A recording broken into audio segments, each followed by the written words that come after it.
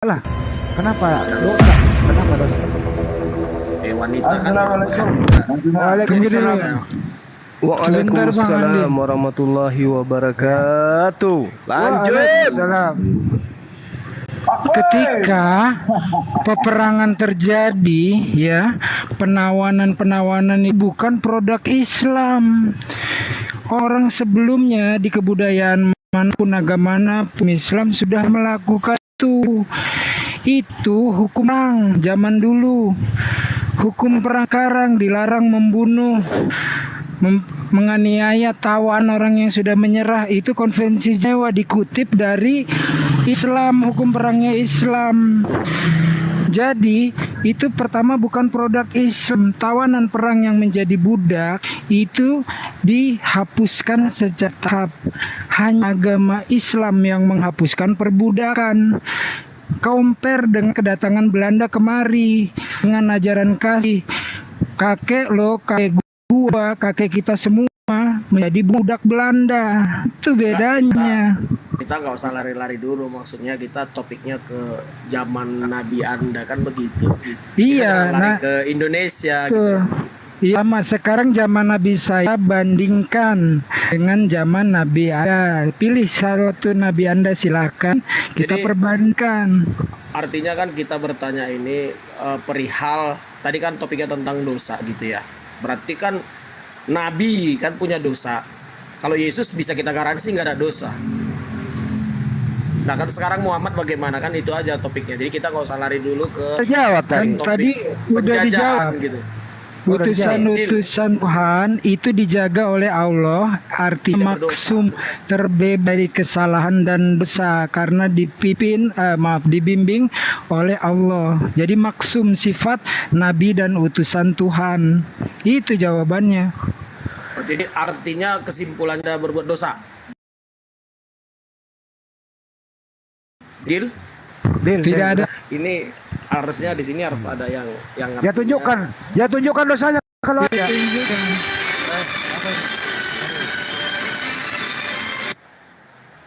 Apa ini? Turun aja, ini malah melakukan hal yang tidak senonoh. Jadi kan kalau menurut saya semua Turunkan itu, berisik itu, merusak. Halo? Ya, kamu apa sih? Kamu berisik tadi itu apa itu? Halo? Tes. Halo? Ya, jelas? Ya. Jelas. Berisik itu apa itu tadi? Telepon masuk. Yang berisik siapa ya? Ya lu lah. Oh ya, berisik ya? Oh ya, tadi ada telepon masuk. Ya makanya berisik. Sekarang berisik. Ayo lanjut. Oke. Jadi pemahaman kita Kristiani semua manusia itu berdosa. Bahkan nabi-nabi juga pernah berbuat dosa. Bahkan Adam pernah berbuat dosa. Itu. Yesus, kalau Anda mengatakan, kalau Yesus ada dosanya nggak? Kalau Yesus memang bahkan Quran sendiri mengatakan dia kan suci. Nah itu. Dan dia istimewa, memiliki kebesaran di bumi dan di surga lagi malahan. Nah, ya itu mengutuk pohon ara bukan dosa. Enggak lah, mengutuk pohon ara kerjaan dia, mengutuk lu aja dia bisa, gimana juga pohon ara. Jadi mengutuk bukan dosa. Enggak dosa, tergantung siapa yang melakukannya. Kalau dia kan posisinya kan sebagai Tuhan. Dia Tuhan kan? Oh, dia Tuhan. Dia Tuhan. Iya, dia kan kalam, sang kalam. Sang kalam bukan kalam. Sang kalam atau hologos itu sang firman. Di umur berapa Yesus waktu di bumi, di umur berapa dia Tuhan? Oh, dari sejak sebelum menjadi manusia juga dia memang Tuhan. Sebelum Jadi Bunda Maria mengandung Tuhan. Mengandung unsur daripada Tuhan, tapi bukan 100% Tuhan.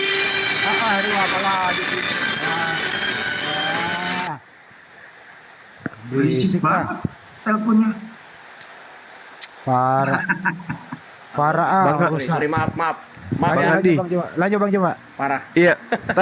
Tadi yang mengatakan Yesus tidak punya dosa itu siapa ya? Saya yang mengatakannya. Saya ingin katakan bahwa berdasarkan kitab saudara Kristen, Yesus itu adalah manusia yang paling rendah tempatnya nanti di neraka. Dia yang paling bawah tempatnya. Menurut pernyataan Yesus sendiri loh Bang. Matius 5, barang siapa yang meniadakan Apa itu? setitik hukum Taurat, apalagi mengajarkan kepada orang lain, maka dia akan menempati tempat terendah di dalam kerajaan Tuhan. Ya. Terus? Yang Misalnya membatalkan mana? hukum Taurat, yang membatalkan hukum Taurat itu siapa di atas tiang salib? Yang membatalkan yang gimana? Yang membatalkan hukum Taurat. Iya, kan Yesus Gitu. mengatakan barang siapa meniadakan meskipun yang paling terkecil dari hukum Taurat dan mengajarkan Iya. kepada orang lain, maka dia akan menempati tempat terendah di dalam kerajaan surga, kerajaan langit. Betul. Nah, Yesus, Anda harapkan dia itu mau kemana dia? Dan yang Anda justru harusnya membaca ayat Alkitab itu tidak sepenggal-sepenggal. Nah, kebanyakan teman-teman Muslim, tunggu. Ayat itu tidak berhenti sampai di sana. Ayat itu kelanjutannya mengatakan sampai segala sesuatunya telah digenapi. Artinya Taurat itu setelah tergenapi, yang menggenapi itu justru membatalkannya, dan Mesias, yaitu Raja, Mesias atau Al-Masih yang menjadi Raja dunia, yang menjadi Hakim yang adil, hanya dia yang berhak membatalkan dan menggenapi. Ya, bukan itu permasalahannya. Pernyataan dia sendiri yang mengatakan bahwa barang siapa yang meniadakan meskipun yang paling terkecil dan mengajarkan kepada orang lain, dia menempati di mana? Tempat yang terendah. Ya, tempat terendah di kerajaan langit itu pasti neraka, bukan? Iya, betul. Nah, terus Anda bermimpi Yesus itu mau kemana kalau bukan ke neraka? Sekarang yang memberi peraturan itu bagi Anda, kemungkinan Yesus itu kan hanya manusia biasa. Tapi bagi saya, bagi Yesus sendiri, dia adalah penguasa kunci kerajaan sorga, segala kebesaran di bumi dan di akhirat ada di tangan dia. Jadi dia yang memiliki legalitas atau mandat untuk membatalkan dan untuk menggenapi. Jadi segala sesuatu, ayat berikutnya mengatakan sebelum segala sesuatu terjadi. Nah, artinya yang terjadi itu benar, apa, Bang? Yang terjadi itu Sang Mesias yang dinanti-nantikan, Yesus Kristus datang. Sang Mesias itu datang. Bukan. Raja dunia datang. Itu dia yang dinanti-nantikan itu. Itu yang benar. Justru Yesaya 53. Dengar, tunggu sebentar. Yesaya 53 itu udah dicatat 5.000 tahun yang lalu. Yesaya 53 ayat 3 tentang salib Kristus, bahwasannya penderitaan kita yang ditanggungnya, hukum Taurat itu ditebus dengan darah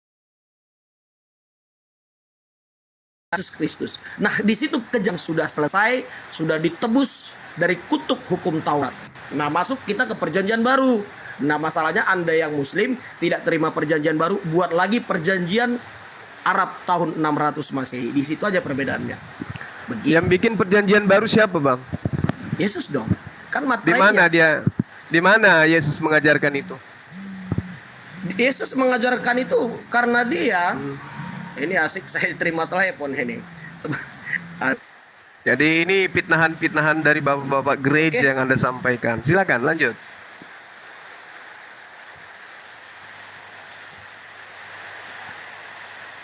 Saya ingin tahu di mana Yesus membuat perjanjian baru.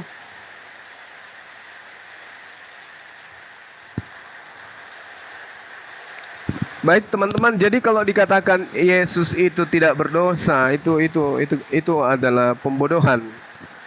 Berdasarkan kitabnya teman Kristen, Yesus itulah manusia yang paling berdosa di atas muka bumi ini, menurut kitabnya orang Kristen.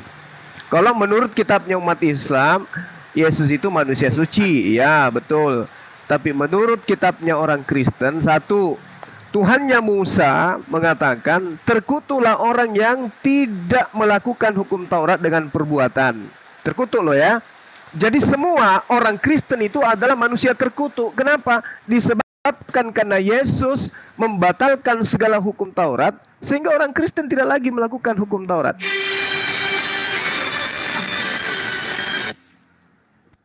Di dalam pengajaran Paulus ya, Efesus 2 nomor 15, fitnahannya terhadap Yesus mengatakan, dengan matinya Yesus di atas tiang salib, dia telah membatalkan hukum Taurat. Di dalam Galatia 5 nomor 1, Paulus lebih parah, karena dia memerdekakan orang Kristen dari hukum Taurat dengan menjadikan Yesus itu sebagai pembebas. Nah, sekarang orang Kristen ini ada kumpulan orang-orang yang terkutuk menurut kitabnya Nabi Musa. Ulangan 21 nomor 23. Dan juga diterangkan di dalam Ulangan 27 nomor 26. Terkutuklah orang yang tidak melakukan hukum Taurat ini dengan perbuatan. Orang Kristen tidak melakukan hukum Taurat disebabkan karena konon ceritanya Paulus mengatakan Yesus mati di atas tiang salib untuk membatalkan hukum Taurat beserta ketetapan yang ada di dalamnya. Jadi orang Kristen ini adalah orang-orang terkutuk semua. Tapi yang menyebabkan dia terkutuk adalah Yesus menurut Paulus. Atau jangan-jangan Paulus ini yang memfitnah, membawa-bawa nama Yesus demi untuk mendapatkan jempol dari Romawi dan Yunani. Jadi kembali kepada bahasan, Bung. Kembali kepada bahasan. Ya. Menurut Yesus di dalam Matius 5 nomor 19, terkutuk orang yang meniadakan setitik pun dari hukum Taurat dan mengajarkan kepada orang lain, maka dia akan menempati neraka. Itu dulu poinnya. Silakan. Oke. Jadi Anda kan mengutip-ngutip beberapa ayat dari Alkitab dan menyimpulkannya seperti itu. Masalahnya Anda keliru dalam menyimpulkannya. Karena kata terkutuk di situ itu berbicara hukuman. Artinya begini, orang yang berbuat dosa dan melanggar satu titik hukum Taurat saja, itu semua orang yang di zaman hukum Taurat udah berdosa ya. Jadi kalau Anda nggak terima Injil, berarti Anda hanya pilihannya Taurat. Saya mau bertanya, apakah Anda teman-teman muslim melakukan Taurat? Sorry ya, bukan seperti yang Anda lakukan ini Taurat yang sesungguhnya ya. Nah, jadi sekarang ini ada dua hukum di dunia ini antara Taurat dan Injil. Anda terserah mau milih yang mana. Kalau Anda mau pelihara Taurat, silakan pelihara Taurat Yahudi. Atau yang kedua, di dalam Injil, Taurat itu sudah dibatalkan lewat darah Yesus Kristus. Artinya seperti ini, ketika Anda memilih untuk percaya Yesus Kristus, maka Anda mengambil solusi mematahkan hukum Taurat. Kutuk Taurat itu ada. Taurat itu ada berkat tapi ada kutuk. Ulangan 28 mengatakan, aku memperhadapkan kepadamu berkat atau kutuk. Kalau kau pilih kutuk, maka dosa akan menjadi kutuk bagimu ketika kau melanggar kebenaran Tuhan. Tapi kalau kau memang mau dilindungi dari pelanggaran Tuhan, makanya hanya Injil salah satunya. Karena hukum Taurat itu turunan, warisan. Artinya begini, dalam hukum Taurat, kadang dosa yang bukan kita lakukan juga turun kepada kita. Makanya ada orang kutuknya, ada contohnya susah kawin, susah menikah, dapat jodoh, selalu dihantui arwah nenek moyang. Kutuk hukum Taurat itu kadang-kadang bukan dosa kita saja, dosa warisan menimpa diri kita. Nah, makanya di dalam Yesus Kristus kita ada keselamatan untuk menghancurkan kutuk-kutuk itu tadi. Nah, konsep Anda mengatakan kutuk itu menyimpulkannya, berarti kalau orang percaya Yesus justru dalam kutuk, salah. Jadi kalau Anda menafsirkannya jelas salah. Begitu. Oke, Bung. Silakan. Gini, Bung. Kepala ini dikasih oleh Tuhan. Beda dengan kepalanya binatang. Kepala binatang itu biasa lebih tinggi pantat daripada kepala. Kita ini paling tinggi itu kepala. Harusnya isi kepala itu yang menjadi acuan. Bukan asal percaya saja.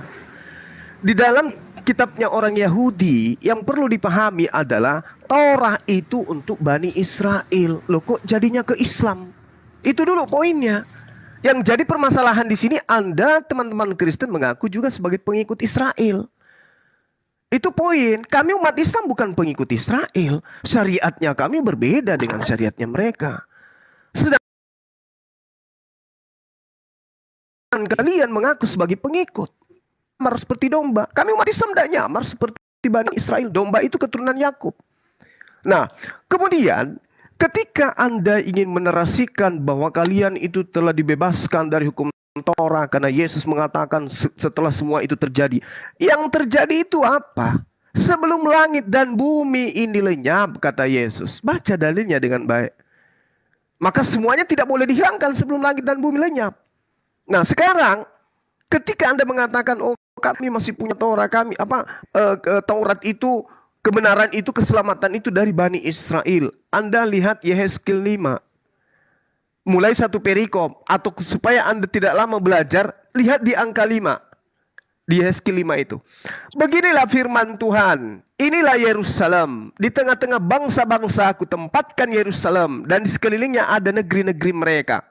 Dia, Yerusalem, memberontak terhadap peraturan-peraturanku lebih jahat daripada bangsa-bangsa. Dan terhadap ketetapan-ketetapanku lebih jahat dari negeri-negeri yang di sekitarnya. Karena mereka menolak peraturan-peraturanku. Dan kelakuan mereka tidak selaras dengan ketetapan-ketetapanku.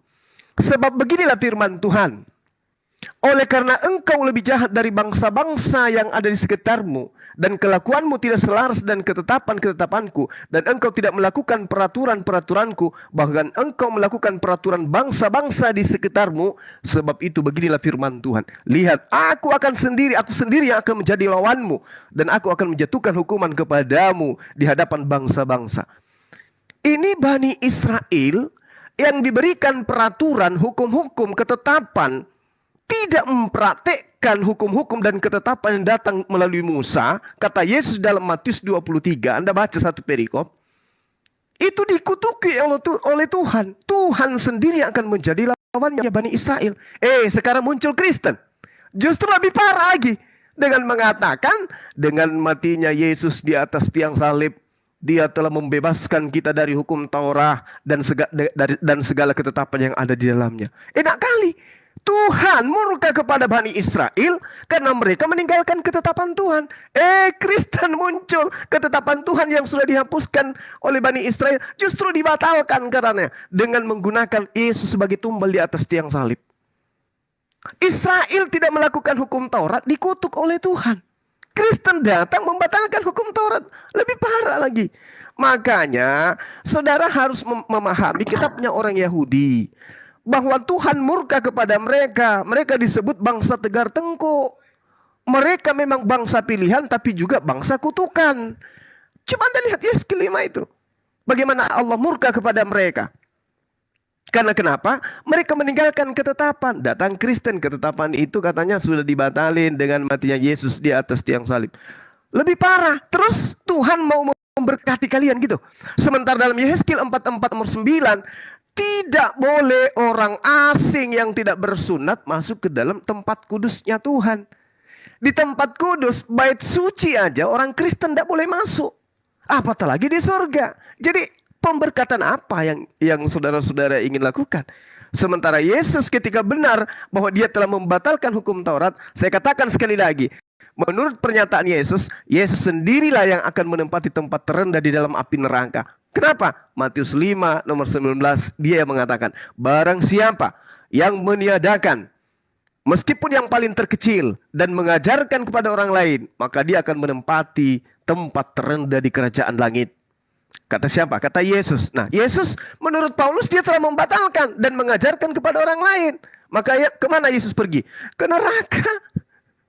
Makanya Islam datang meluruskan fitnahan-fitnahan itu. Nabi Isa itu tidak membatalkan hukum Taurat seperti yang diterangkan oleh kitabnya orang Kristen, tidak. Ya, semoga ini bisa mencerahkan, Bung. Kalau Anda tetap saja seperti pendirian Anda sekarang, maka Anda harus menerima keadaan Yesus terpaksa harus ada di neraka. Demikian. Oke, Anda cukup panjang menjelaskan. Oke, jadi sekarang seperti ini.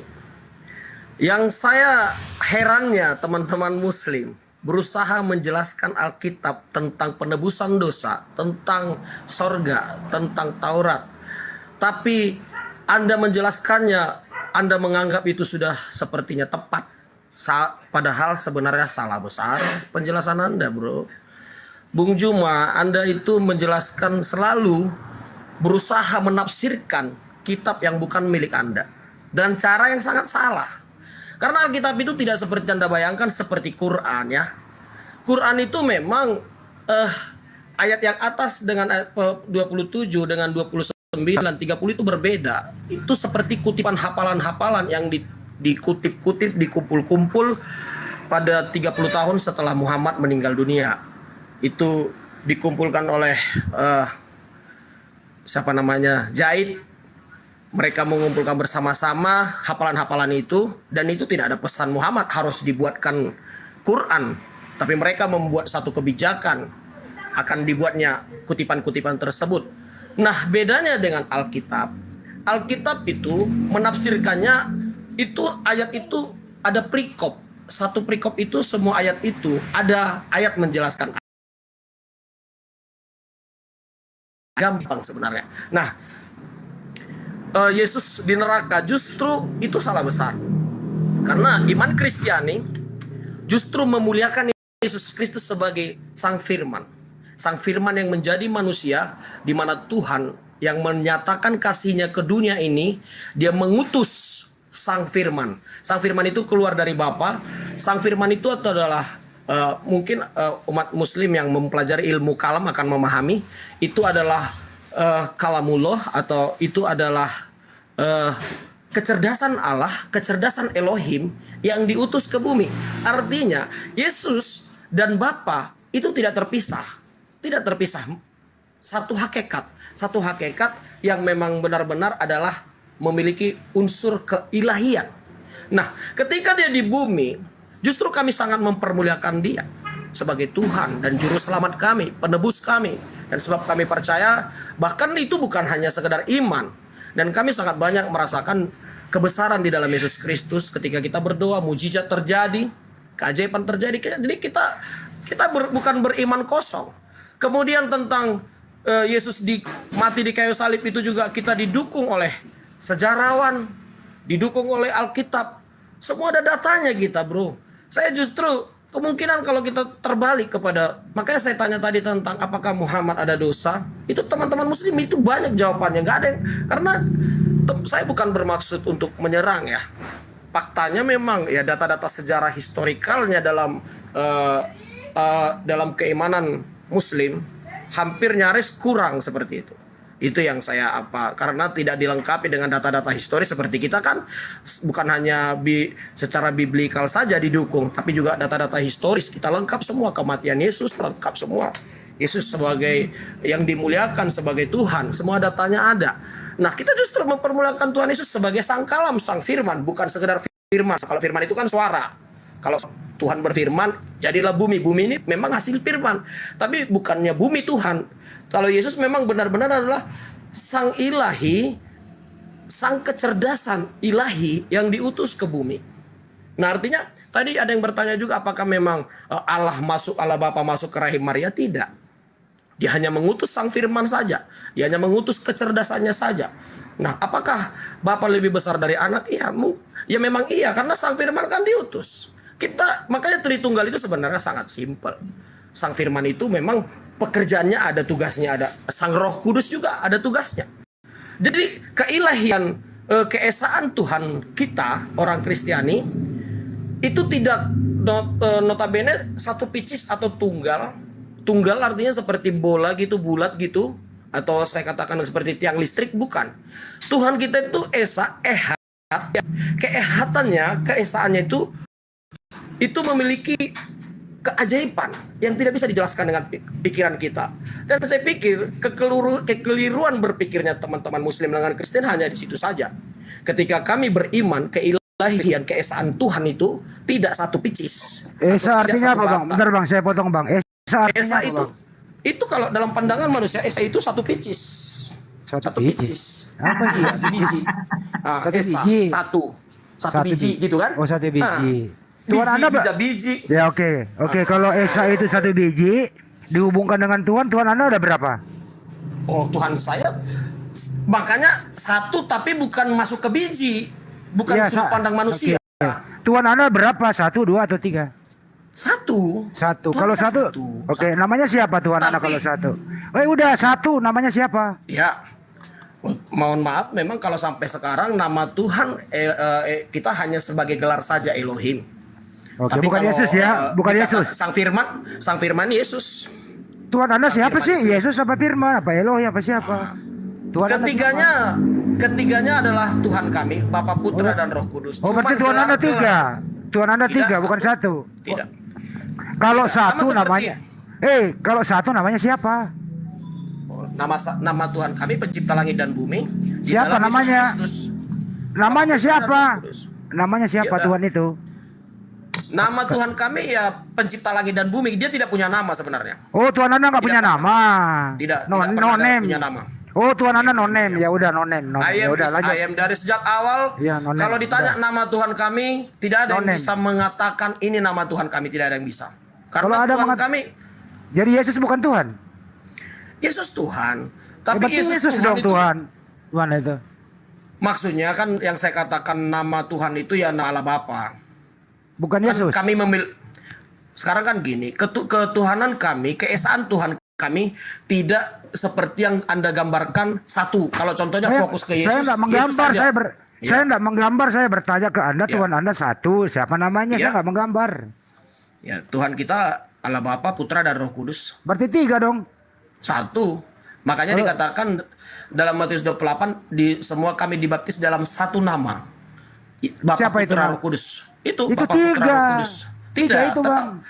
Tidak. Sekarang kan menurut Anda 3 karena Anda hitung Bapa, Putra, Roh Kudus. Iya memang harus Bagi dihitung, kami- Anda sebut nama 3 kok. Tidak bisa. Contoh gini, Anda siapa namanya di sini? Handi Slebes. Iya. Anda bangga memiliki tangan, kaki dan kepala. Tangan, kaki dan kepala. Ada berapa? Iya berarti Tuhan Anda sama dengan saya. Oh, bukan begitu, biar Anda Ya, mudah Mak. memahaminya. Ya nggak bisa ambil analogi ke saya Tuhan Anda. Biar gampang saja. Ya lebih Artinya sulit gini, biar- jadinya, lebih sulit jadinya Tidak. kalau ke saya. Bukan seperti itu. Kalau Anda menggambarkan Tuhan itu satu pieces, memang seperti bola, sulit memang. Saya nggak ke sana, saya hanya bertanya, Bro. Tuhan Anda berapa? Anda jawab 1, namanya siapa? Tuhan Anda bingung. Ya, memang enggak, saya enggak bingung. Ya namanya Dalam siapa? Bapa, Putra dan Roh Kudus, Bapa, Putra, Roh Kudus. Tapi kalau Anda sebut nama langsung tidak ada nama Bapa. Tapi kalau tidak. untuk nama Sang Firman, nama Sang Firman Tuhan Yesus. Berarti nama Tuhan Anda namanya Yesus, gitu ya? Selesai. Bapak bukan Tidak. Tuhan, bapaknya bukan Tuhan. Bapak Tuhan, Bapa, Putra, Yesus. Roh Kudus. Bapak Tuhan, Yesus Tuhan, Roh Kudus Tuhan. Ada Ya, berapa Tuhan? Betul. Satu. Loh kok 1? Bapak sama Karena Yesus? ketiganya, Bapak sama Yesus sama? ketiganya- Sebentar. Bapak sama Yesus Ya. sama atau beda? Bapa dengan Yesus Sama satu atau- hakikat tapi berbeda. Berbeda. Kalau berbeda berarti dua oknum. Tidak satu oknum. Tetap satu oknum. Satu Jadi gini, oknum. Ya, dengerin. Dengar. Ya. Kalau satu oknum berarti yang ada di bumi Bapak juga. yang ada di bumi Yesus Kristus dan Roh Kudus, rohnya. Berarti bukan Bapak yang ada di bumi. Bapa di sorga. Berarti nggak satu oknum, berpisah dia. Oh, kalau konsep Anda seperti manusia memandangnya betul, Anda benar. Dan memang kan kita 100 nilainya. manusia. Kita kan ini manusia, lu juga manusia. Justru di sana Anda harus pahami, Bapa kami atau Tuhan kami itu walaupun dia esa, dia mampu menyatakan dirinya mengutus Sang Firman ke bumi. Nah, ini pun Anda nggak bakal paham. Oke, yang Pasti tidak akan paham. oke. Apa perbedaan yang mengutus dengan yang diutus? Bedanya apa? Tidak ada perbedaan karena ini masalah kebesaran dan kehebatan Tuhan. Oh, jadi yang mengutus dengan yang diutus sama. Tidak ada beda, sama satu hakikat. Sama saja, sama. Sama satu. Terikat, apa- tidak terpisahkan. Apanya yang sama Bapak dengan Yesus? Ini menarik. Apanya yang sama? Apanya yang Anda sama? tahu mungkin kalau saya katakan seperti ini. Dalam tubuh Anda Saya bukan banyak- Tuhan. Saya bukan Tuhan, jangan ke saya dong. Ke tubuh orang Tuhan Anda ya atau ke tubuh Anda sendiri deh. Saya nggak mau dong. Sepertinya kan Anda juga dalam Quran kan pernah ada tipologi. Saya tipologi bukan atau- saya bukan Tuhan, saya bukan Tuhan. Jangan ambil Pernah analogi. nggak dalam ayat Al-Qur'an dengar? Jangan ke Pernah nggak sana. dalam Sekarang ayat Al-Quran? jelaskan Iya. Bapak di bumi sama Yesus. Bagaimana ceritanya Bapak di bumi sama Yesus? Nah, makanya saya mau jelaskan. Anda mau tidak terima terserah Anda dulu ya. Saya bertanya, Anda jawab aja dulu. Anda nggak perlu mempersoalkan pertanyaan saya salah atau gimana ya. Anda jawab saja. Sama seperti Anda kan mengatakan kesamaannya di mana kan gitu tadi kan, betul? Ya. Jadi mau saya jelasin, jangan dulu dibantah gitu loh. Dijawab saja kalau saya bertanya. Nah, Bapa, Putra dan Roh Kudus kesamaannya di mana? Saya katakan tadi kan satu hakikat. Nah, hakikat ini seperti apa? Hakikat ini kan unsur ya. Katakan seperti satu bangunan, unsurnya ini kan satu. Ini bangunan kita, contoh rumah ini kan satu. Tapi di sini ada hakikatnya ini semua satu, menyatu. Ada pasir, ada ini, ada kandungan di dalamnya. Satu senyawa, ya satu. Tapi kan terdiri ada unsur. Ada kalau zat saya nggak mau bilang zat lah. Oke, ya. sekarang Nah, gini, rumah kamu itu unsur rumah. ya. Coba terangkan di dalam rumahmu itu yang mana Bapa, yang mana Yesus, yang mana Roh Kudus dalam rumahmu. Coba terangkan. Nggak bisa. Itu hanya supaya Anda memahami saja. Saya tidak bisa Artinya Anda mencocokkan. nggak bisa menjelaskan analogi Bukan. Anda sendiri, kabur dia analoginya. Tidak bisa karena kita memang sampai kapanpun tidak akan mampu menggambarkan Tuhan. Sampai kapanpun. Justru kalau Anda meletakkan Tuhan satu picis seperti Kalau Yesus manusia. berkata satu-satunya Allah yang benar, Yesus salah apa benar tuh pernyataan Yesus? Benar itu. Berarti Dan benar. waktu Yesus mengatakan satu-satunya Allah yang benar, mengenal Yesus yang telah engkau utus, Yesus jujur apa tidak? Jujur. Yesus Dan memang tugas. Oke. Waktu Yesus berkata begitu, Yesus sebagai Tuhan apa sebagai utusan? Waktu Yesus mengatakan seperti itu, memang tugasnya sebagai utusan. Utusan Ketika berarti Yesus di- berarti Yesus Iya. bukan Tuhan. Oh tidak, bukan berarti bukan. Loh, orang utusan, bukan sendiri- berarti itu tidak Tuhan. Orang Yesus yang ngomong loh. Dengar ya. Yesus gimana, Bapa ya saya jelasin ya. Bapa sorgawi memiliki Sang Firman. Oke? Sang Firman itu ada dalam dirinya. Oh, ambil lagi Oke. lagi Banyu, Pak. Pusing saya nih Banyu. Saya jawab pelan-pelan ya. Kemudian Sang Firman diutus ke bumi mengerjakan tugas misi Bapa untuk menyampaikan kebenaran kepada manusia. Dan yang berbicara itu dia dari pihak membantu manusia kepada Tuhan. Dan memang untuk itu dia ditugaskan. Nah, kalau Anda berkata kapan dia menjadi Tuhan, kapan dia menjadi manusia, itu urusan Tuhan. Kita nggak bisa menentukan kapan dia melakukan pekerjaannya. Yang jelas dia punya, sama seperti Sang Firman ketika kalamullah ya, firman Tuhan bertugas ke bumi, berbicara ke bumi atau mengerjakan sesuatu di bumi ini, itu juga utusan Tuhan. Sama ketika ketika Musa bertemu Tuhan di Gunung Sinai, dia berjumpa Tuhan. Itu juga dia mengutus Sang Firman. Nah, kenapa Sang Firman harus Waktu Yesus berkata aku utusan, apakah dia juga Tuhan? Iya, dia tetap Tuhan. Berarti dia bohong dong. Tidak. Orang dia ngaku utusan kok Anda bilang Tuhan? Sekarang kan konsep Anda yang menggunakan kata utusan itu kan dari sudut pandang manusia, bro. Enggak, Yesus yang ngomong. Memang iya. Nah, Bukan berarti Bapa mengutus Sang Firman lantas dia jadi menjadi manusia atau bukan Tuhan. Gak jadi gitu ukurannya. Tolak ukurnya bukan Enggak, di gini situ. sekali lagi saya ulang ya. Waktu Yesus oke. berkata, Ya. satu-satunya Allah yang benar, Yesus Ya. Kristus yang telah engkau Ya. utus. Kalau Yesus utusan, apakah utusan ini adalah Tuhan? Iya, tetap Tuhan. Apa bedanya utusan dan Tuhan? Kalau untuk Bapa Putra Roh Kudus tidak ada bedanya, sama aja. Tapi kalau berarti- mungkin untuk para tunggu saya jawab dulu agak panjang sedikit. Iya. Tapi kalau untuk para nabi mungkin Abraham tentu berbeda. Ya paham ya, tunggu ya. Saya ulang sekali lagi ya. Untuk Bapa Putra dan Roh Kudus, ketika Roh Kudus juga diutus, ketika Bapa juga mengutus Sang Firman, itu tidak ada bedanya, itu tidak mengurangi unsur keilahiannya. Tapi kalau Bapa mengutus Abraham, itu berbeda. Nah, Oke. ini jangan digabungin gitu. Saya nggak ngomong Abraham, Oke. yang ngomong Yesus. Jadi biar gampang saja memahaminya. Artinya, Silakan. utusan ini adalah Tuhan juga. Iya, Tuhan juga Oke, untuk kondisi oke. Baik, situasi baik. Yesus Tuhan. Ya, siapa yang mengutus Tuhan? Bapa, Berarti Surgawi. berarti Tuhan mengutus Tuhan. betul. Iya, Ada berapa Tuhan? satu. Tuhan mengutus Tuhan, kok Tuhan satu? Anda kan menggunakan logika. Terus kita pakai Kalau Anda apa? Mimpi gitu. Oh, dengar. Ah. Kalau Anda memakai logika, pakailah logika dari sudut pandang Tuhan. Kalau Tuhan itu kan maha besar. Artinya seperti ini, maaf ya. Maaf. Kalau Yesus maaf ini, berkata, Bapa lebih besar daripada aku, gimana itu? memang iya. Memang Bapa lebih besar dari Yesus. Nah, yang mana yang Tuhan? Yesus atau Bapa? Tetap semuanya Tuhan. Berarti yang besar Tuhan, yang kecil Tuhan. Betul.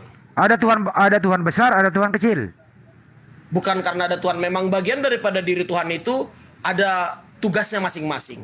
Nggak gini Ada bro. yang mengutus, ada yang diutus. Kata Yesus, Bapa lebih besar daripada aku. Ya, karena Jadi dia diutus. iya, ada Tuhan besar, ada Tuhan kecil.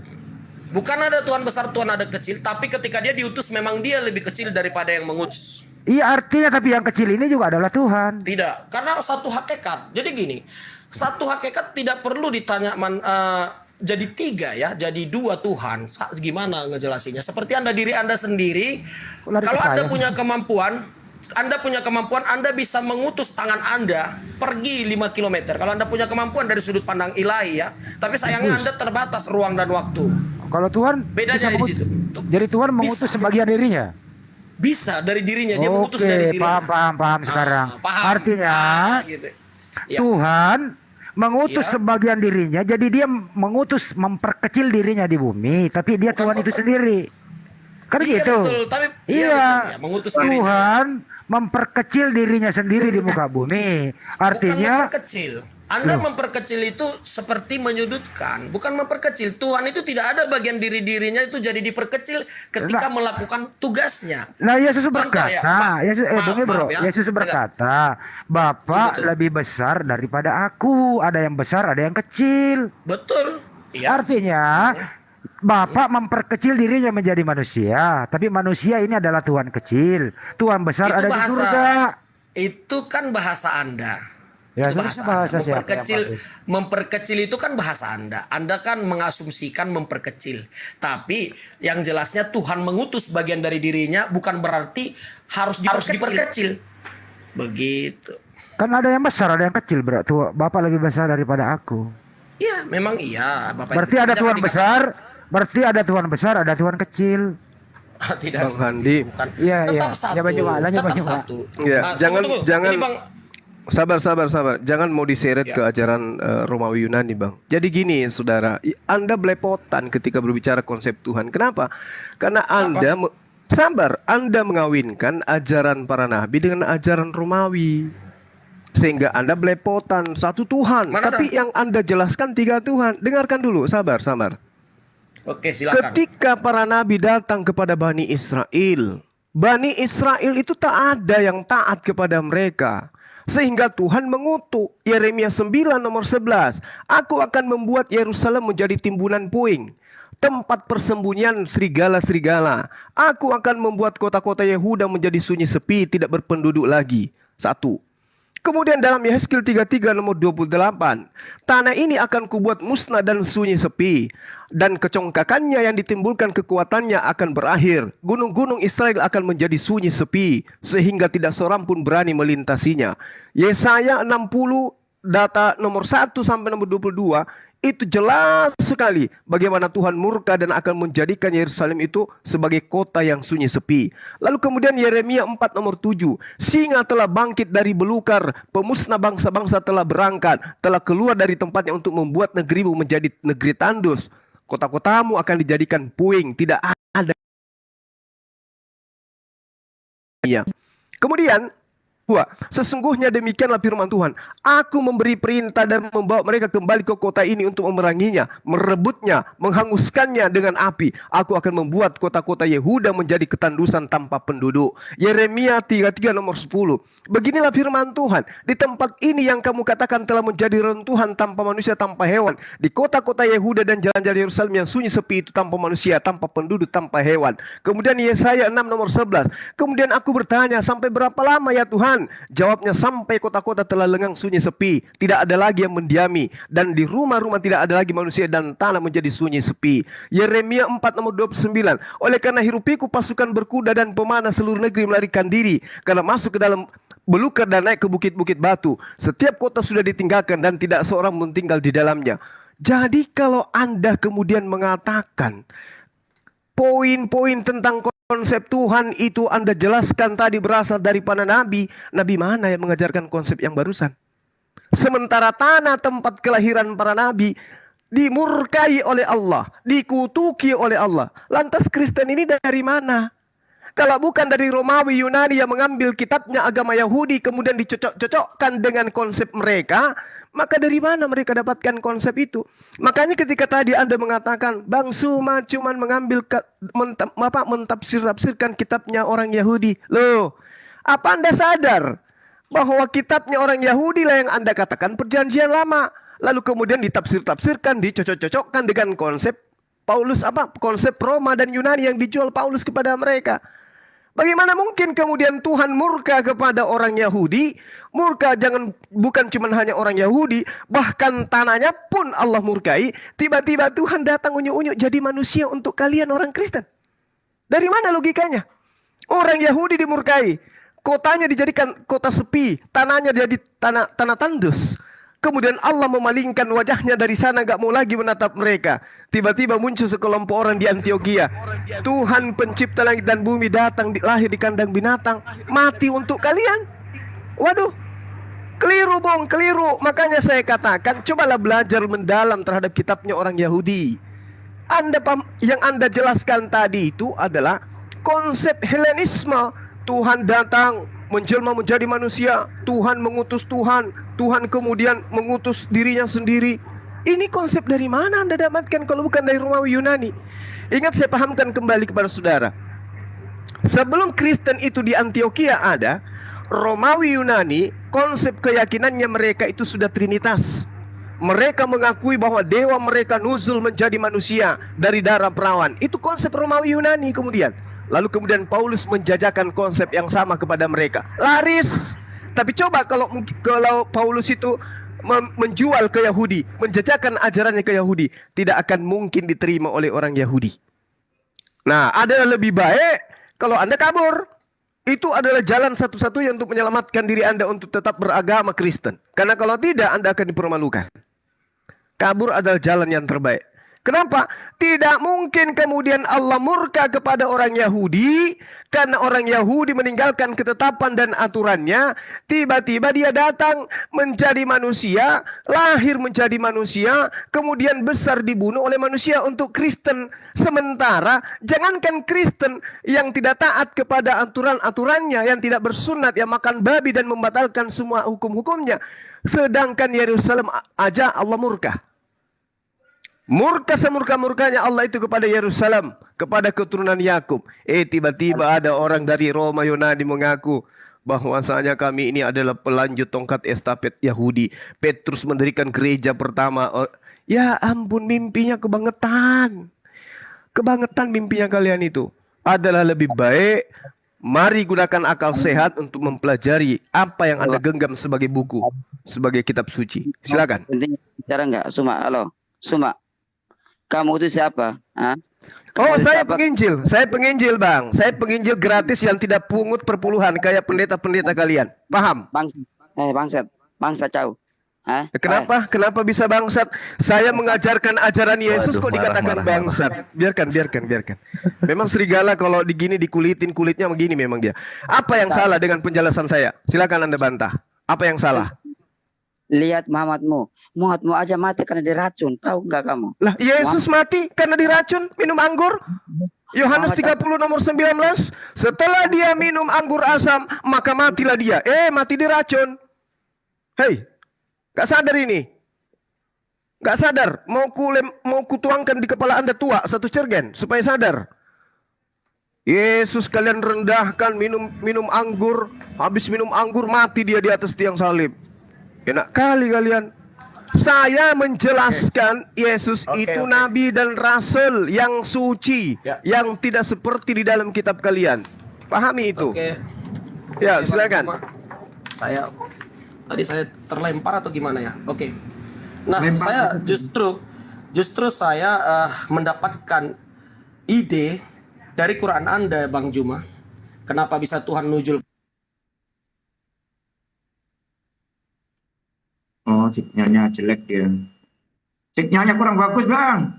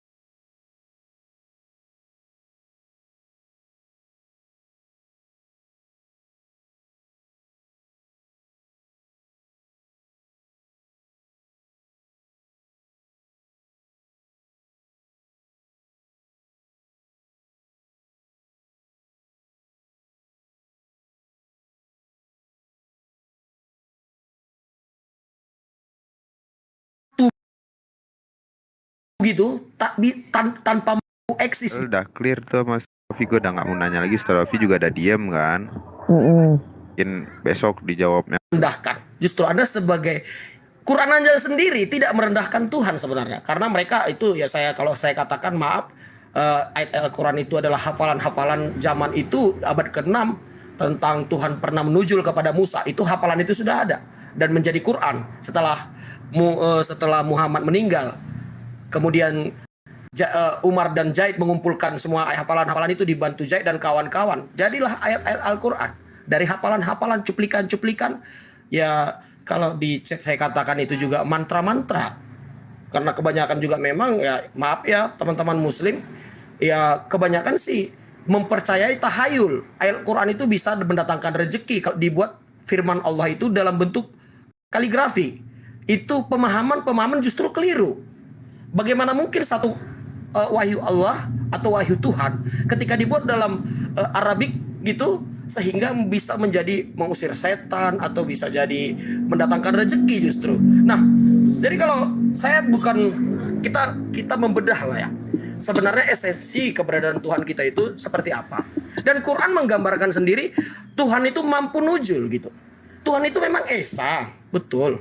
Tuhan itu memang tunggal, satu iya. Tapi kalau dalam pikiran kita satu itu Daripada dijual, bola. bro, bentar saya potong. Daripada dijadiin Ah, ya. patung gimana? Oh itu lain Itu apa? konsep, nanti kita Kalau bahas lain yang konsep lain gimana? itu. Dia Kita bahas yang Tuhan itu Bu. topiknya. Ya kau Enggak, bawa ke saya- situ jadi saya hajar. Enggak, tunggu Tuhanmu dulu. Tuhanmu itu dijadiin patung bro, gimana itu? Bener apa enggak? Itu jangan lompat-lompat. Jadi Ya tuntas kau yang dulu. lompat, makanya saya tanya. Tidak. Tuntas dulu tadi tentang yang Bang Juma katakan. Ya udah jangan bahwasannya kemana-mana makanya kalau kita ngomong. dari Romawi tentang bahwasannya Tuhan itu mampu nujul mengutus dirinya sendiri ke bumi. Justru Quran itu mengklarifikasi itu benar-benar terjadi kepada Musa. Kecuali kepada Muhammad memang tidak pernah Allah nujul ya. Dan itu memang ya agak menyedihkan sih sebenarnya, tapi tidak masalah karena itu iman Anda. Saya menghargai Anda juga. Jadi intinya iman kita itu boleh kita beriman, tapi tetap kita harus gunakan analogi berpikir kita juga seperti itu. Nah, jadi kalau Anda menganalogikan Tuhan itu satu tok gitu, tak bisa ngapa-ngapain, itu Poinnya justru apa? keliru. Poinnya apa? Poinnya bahwasannya Sang Firman adalah dari Bapa, keluar dari diri Bapa sendiri, yaitu Yesus Kristus yang adalah Raja, Tuhan dan Juru Selamat, menjadi Hakim yang adil, memiliki kebesaran dan di bumi dan di sorga. Dan Muhammad ketika sunnahnya juga mengatakan ingatlah kepada Isa Al-Masih. Saya justru meluruskan Quran Oke, dan hadis-hadis Anda. Coba baca datamu, bisa lu baca nggak? Kalau mau meluruskan. Coba silakan dibaca di situ. Ya kau yang baca dong. Kau yang bawa tadi. Silakan. Bang Bisa Handi, baca. Data yang mana itu? Ya silakan baca Pak, lanjut. Data yang Ya. mana? Data yang Quran. saudara blessing official, mulut itu memang apapun bisa dia katakan, tapi sayang sekali kalau mulut bicara tidak seiring dengan kemampuan akal, itu naif. Anda mencoba menjelaskan kepada saya tentang Al-Quran, kapasitas Anda nggak ada sampai di sana. Anda Kalau tidak mau Bang Juma, dengar, sabar. kalau saya tidak Nanti mampu, Bang Juma nanti- jelaskan coba. Ya, nanti saya jelaskan. Surat 7143, silakan jelaskan. Saya Jangan- akan jelaskan. silakan. Saya akan jelaskan. Silakan kepada jelaskan. saudara. Silakan. Ya. Makanya saya katakan, Anda ingin menjelaskan Al-Quran kepada saya, sedangkan kitab Anda sendiri Anda tidak bisa pahami dengan akal, nggak bisa. Anda cuma beriman. Sebelum saya masuk ke dalam surah Al-Araf ayat 143, satu hal yang perlu Anda pahami. Di dalam Al-Quran Asy-Syura ayat 51, Allah Subhanahu wa taala menerangkan, bismillahirrahmanirrahim. Wa ma kana li basharin ayyukallimahullahu illa wahya aw min wara hijaban aw yursila rasulan. Tidaklah patut bagi seorang manusia bahwa Allah Tuhan akan berbicara kepada perantaraan wahyu atau dari belakang tabir atau dengan mengutus malaikat. Itu seirama dengan kitabnya orang Yahudi. Bilangan 12 nomor 6. Lalu berfirmanlah Tuhan, dengarkanlah firmanku ini. Jika di antara kamu ada seorang nabi, maka aku Tuhan menyatakan diriku kepadanya. Dalam penglihatan nabi tersebut, aku berbicara dia dalam mimpi. Ingat, ini pernyataan kitabnya orang Yahudi. Bang Juma, Sabar, Bang sabar. Juma, Nanti tolong. Anda tanggapi. Ayat Quran tadi tolong dijelasin. Iya, ini saya akan masuk ke sana. Saya akan masuk ke sana. Saya tahu taraf pemahaman Anda itu tidak akan pernah bisa keluar kalau saya tidak jelaskan dari kitabnya orang Yahudi yang Anda ambil. Nah, kemudian ketika Anda sudah memahami Tuhan tidak berbicara langsung, lalu kemudian yang datang kepada Nabi Musa alaihissalam itu adalah pernyataan Tuhan. Layaknya saya menyatakan diri kepada Anda. Apakah Anda berbicara dengan saya? Sekarang saya ada di hadapan Anda? Tidak. Saya di Makassar, Bung. Anda ada di Jawa atau di mana? Anda bisa mengetahui keberadaan saya. Saya berbicara kepada Anda melalui HP Anda. Saya menyatakan diri melalui HP. Allah menyatakan diri melalui perantaraan. Al-Quran surah Al-Araf ayat 143. Walamma ja'a Musa limikatina wa kallamahu rabbuhu. Qala rabbi arini anzur ilaika. Kata Musa kepada pernyataan Allah yang dia lihat. Ya Rabb, aku percaya engkau itu ada. Aku yakin engkau itu ada. Engkau itu wujud. Tapi ya Rabb, izinkan aku untuk melihat dirimu. Apa kata Allah kemudian? Qala lantarani, wahai Musa, sesungguhnya kau tidak akan mampu melihatku. Ini sudah bercakap-cakap nih. Tuhan sudah menyatakan diri kepada Nabi Musa. Musa minta, ya Rabb, aku ingin melihatmu. Apa kata Allah? Lantarani, kamu tidak akan mampu melihatku, wahai Musa. Makanya di dalam kitab Keluaran dikatakan tidak ada orang yang melihat Tuhan bisa hidup. Gak ada. Gak ada. Karena kenapa?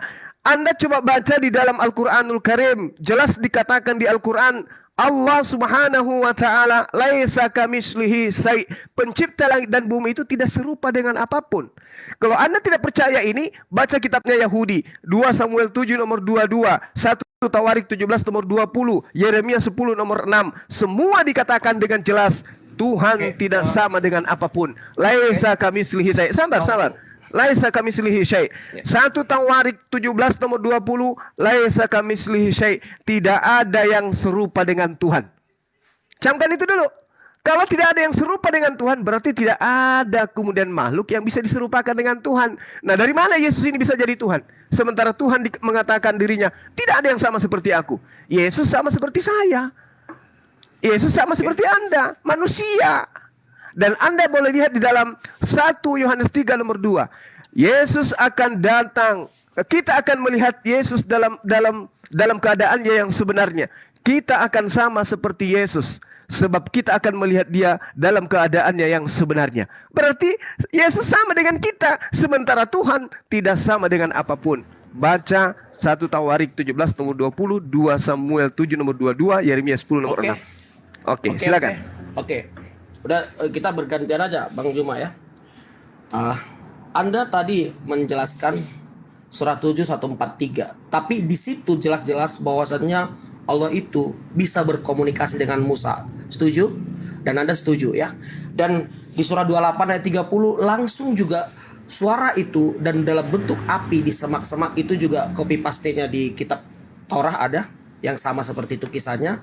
Dalam surah 28 30 itu langsung Tuhan berbicara juga dengan Musa langsung. Ya Tuhanku, langsung ada komunikasi dua arah di sana. Nah, kalau Anda melihat ini, memang ada beberapa di ayat Alkitab mengatakan Tuhan itu tidak pernah disamakan. Yes, betul. Tapi bukan berarti tidak bisa disamakan dengan apapun. Bukan berarti Tuhan itu sama sekali tidak boleh sama sekali ada kesamaan untuk memahami kita. Bagaimana kita mengetahui? Kata siapa, Bung? Kata siapa, Bung? Ada kesamaan. Kata siapa? Ya, itu tadi kan ada suara manusia dengan Tuhan. Musa di surat 28 ayat 30 juga ada. Saya berkata, Bung, saya berkata dari pasar. Apakah saya pasar? Bukan masalah pasar, maksudnya ada kesamaan. Tuhan berkata dari pohon. Tuhan berkata dari pohon. Apakah Tuhan itu pohon? Saya berkata dari pasar. Apakah saya pasar?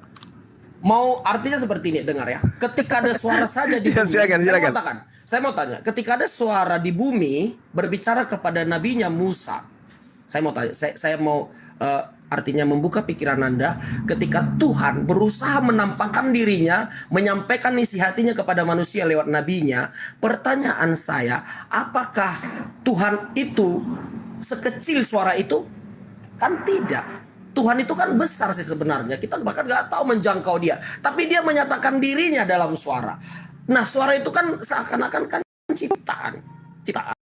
Tapi kenapa Musa menampakkan diri kepada kenapa Tuhan menampakkan diri kepada Musa? Karena dengan begitulah supaya manusia mengetahui isi hati Tuhan. Nah, itulah yang terjadi. Tunggu dulu. Tuhan Dan tidak itulah yang menampakkan terjadi. diri, Bung. Tuhan menyatakan diri, bukan menampakkan diri. Menyatakan gini. Manifestasi apa?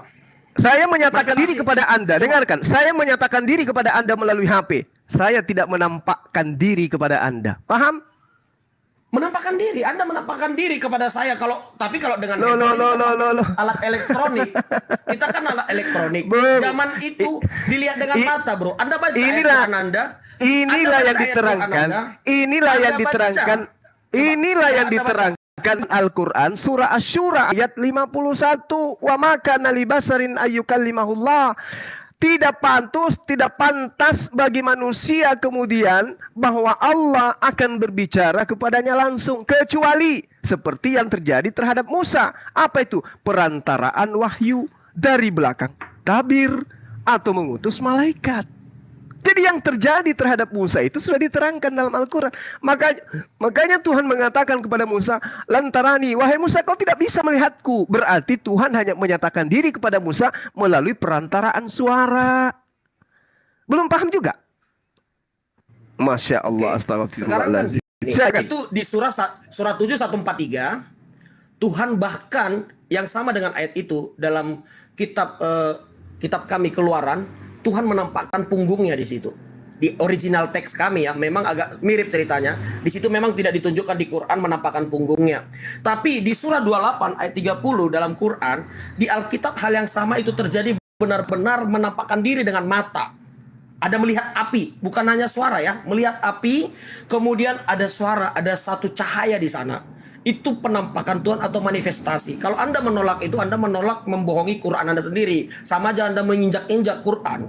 Kalau Anda mengatakan Tuhan tidak mampu menyatakan dirinya eksis kepada nabinya, Anda sama dengan membohongi diri Anda dan terutama menginjak-injak Quran Anda sendiri. Saya Itu sudah maksud mengatakan Tuhan menyatakan diri, Bung. Tuhan sudah menyatakan diri kepada Nabi bahkan Musa. menampakkan diri. Quran Anda mengatakan lihat ada api, ada mata di sana. Lihat ada api.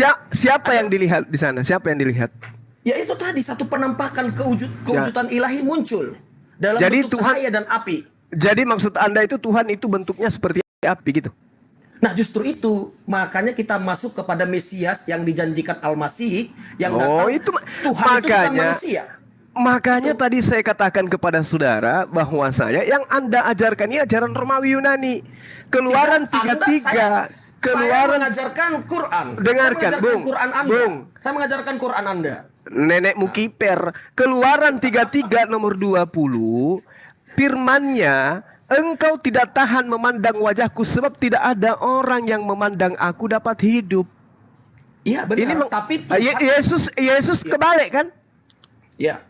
Yesus kebalik kan? Dia dipandang, dia yang mati, betul atau tidak? Tunggu.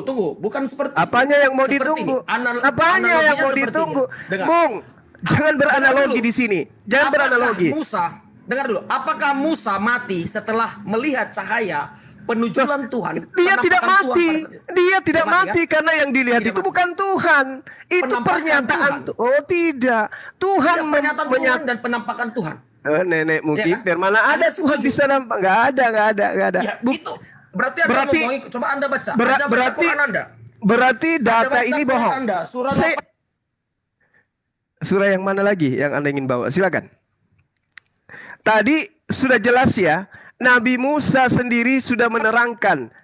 Tuhan sendiri sudah menjelaskan. Lantarani, wahai Musa, kau tidak bisa melihatku. Terus kenapa Anda mengatakan bahwa Musa melihat Tuhan? Ya. Kenapa? Oke. Dan Ya. kami juga mengakui, dengar bro ya, kami juga mengakui Tuhan tidak bisa. Tuhan tidak bisa dilihat, tapi bisa dibunuh. Ada-ada aja kamu kawan. Bang Handi, orang dari mana ini Bang Handi?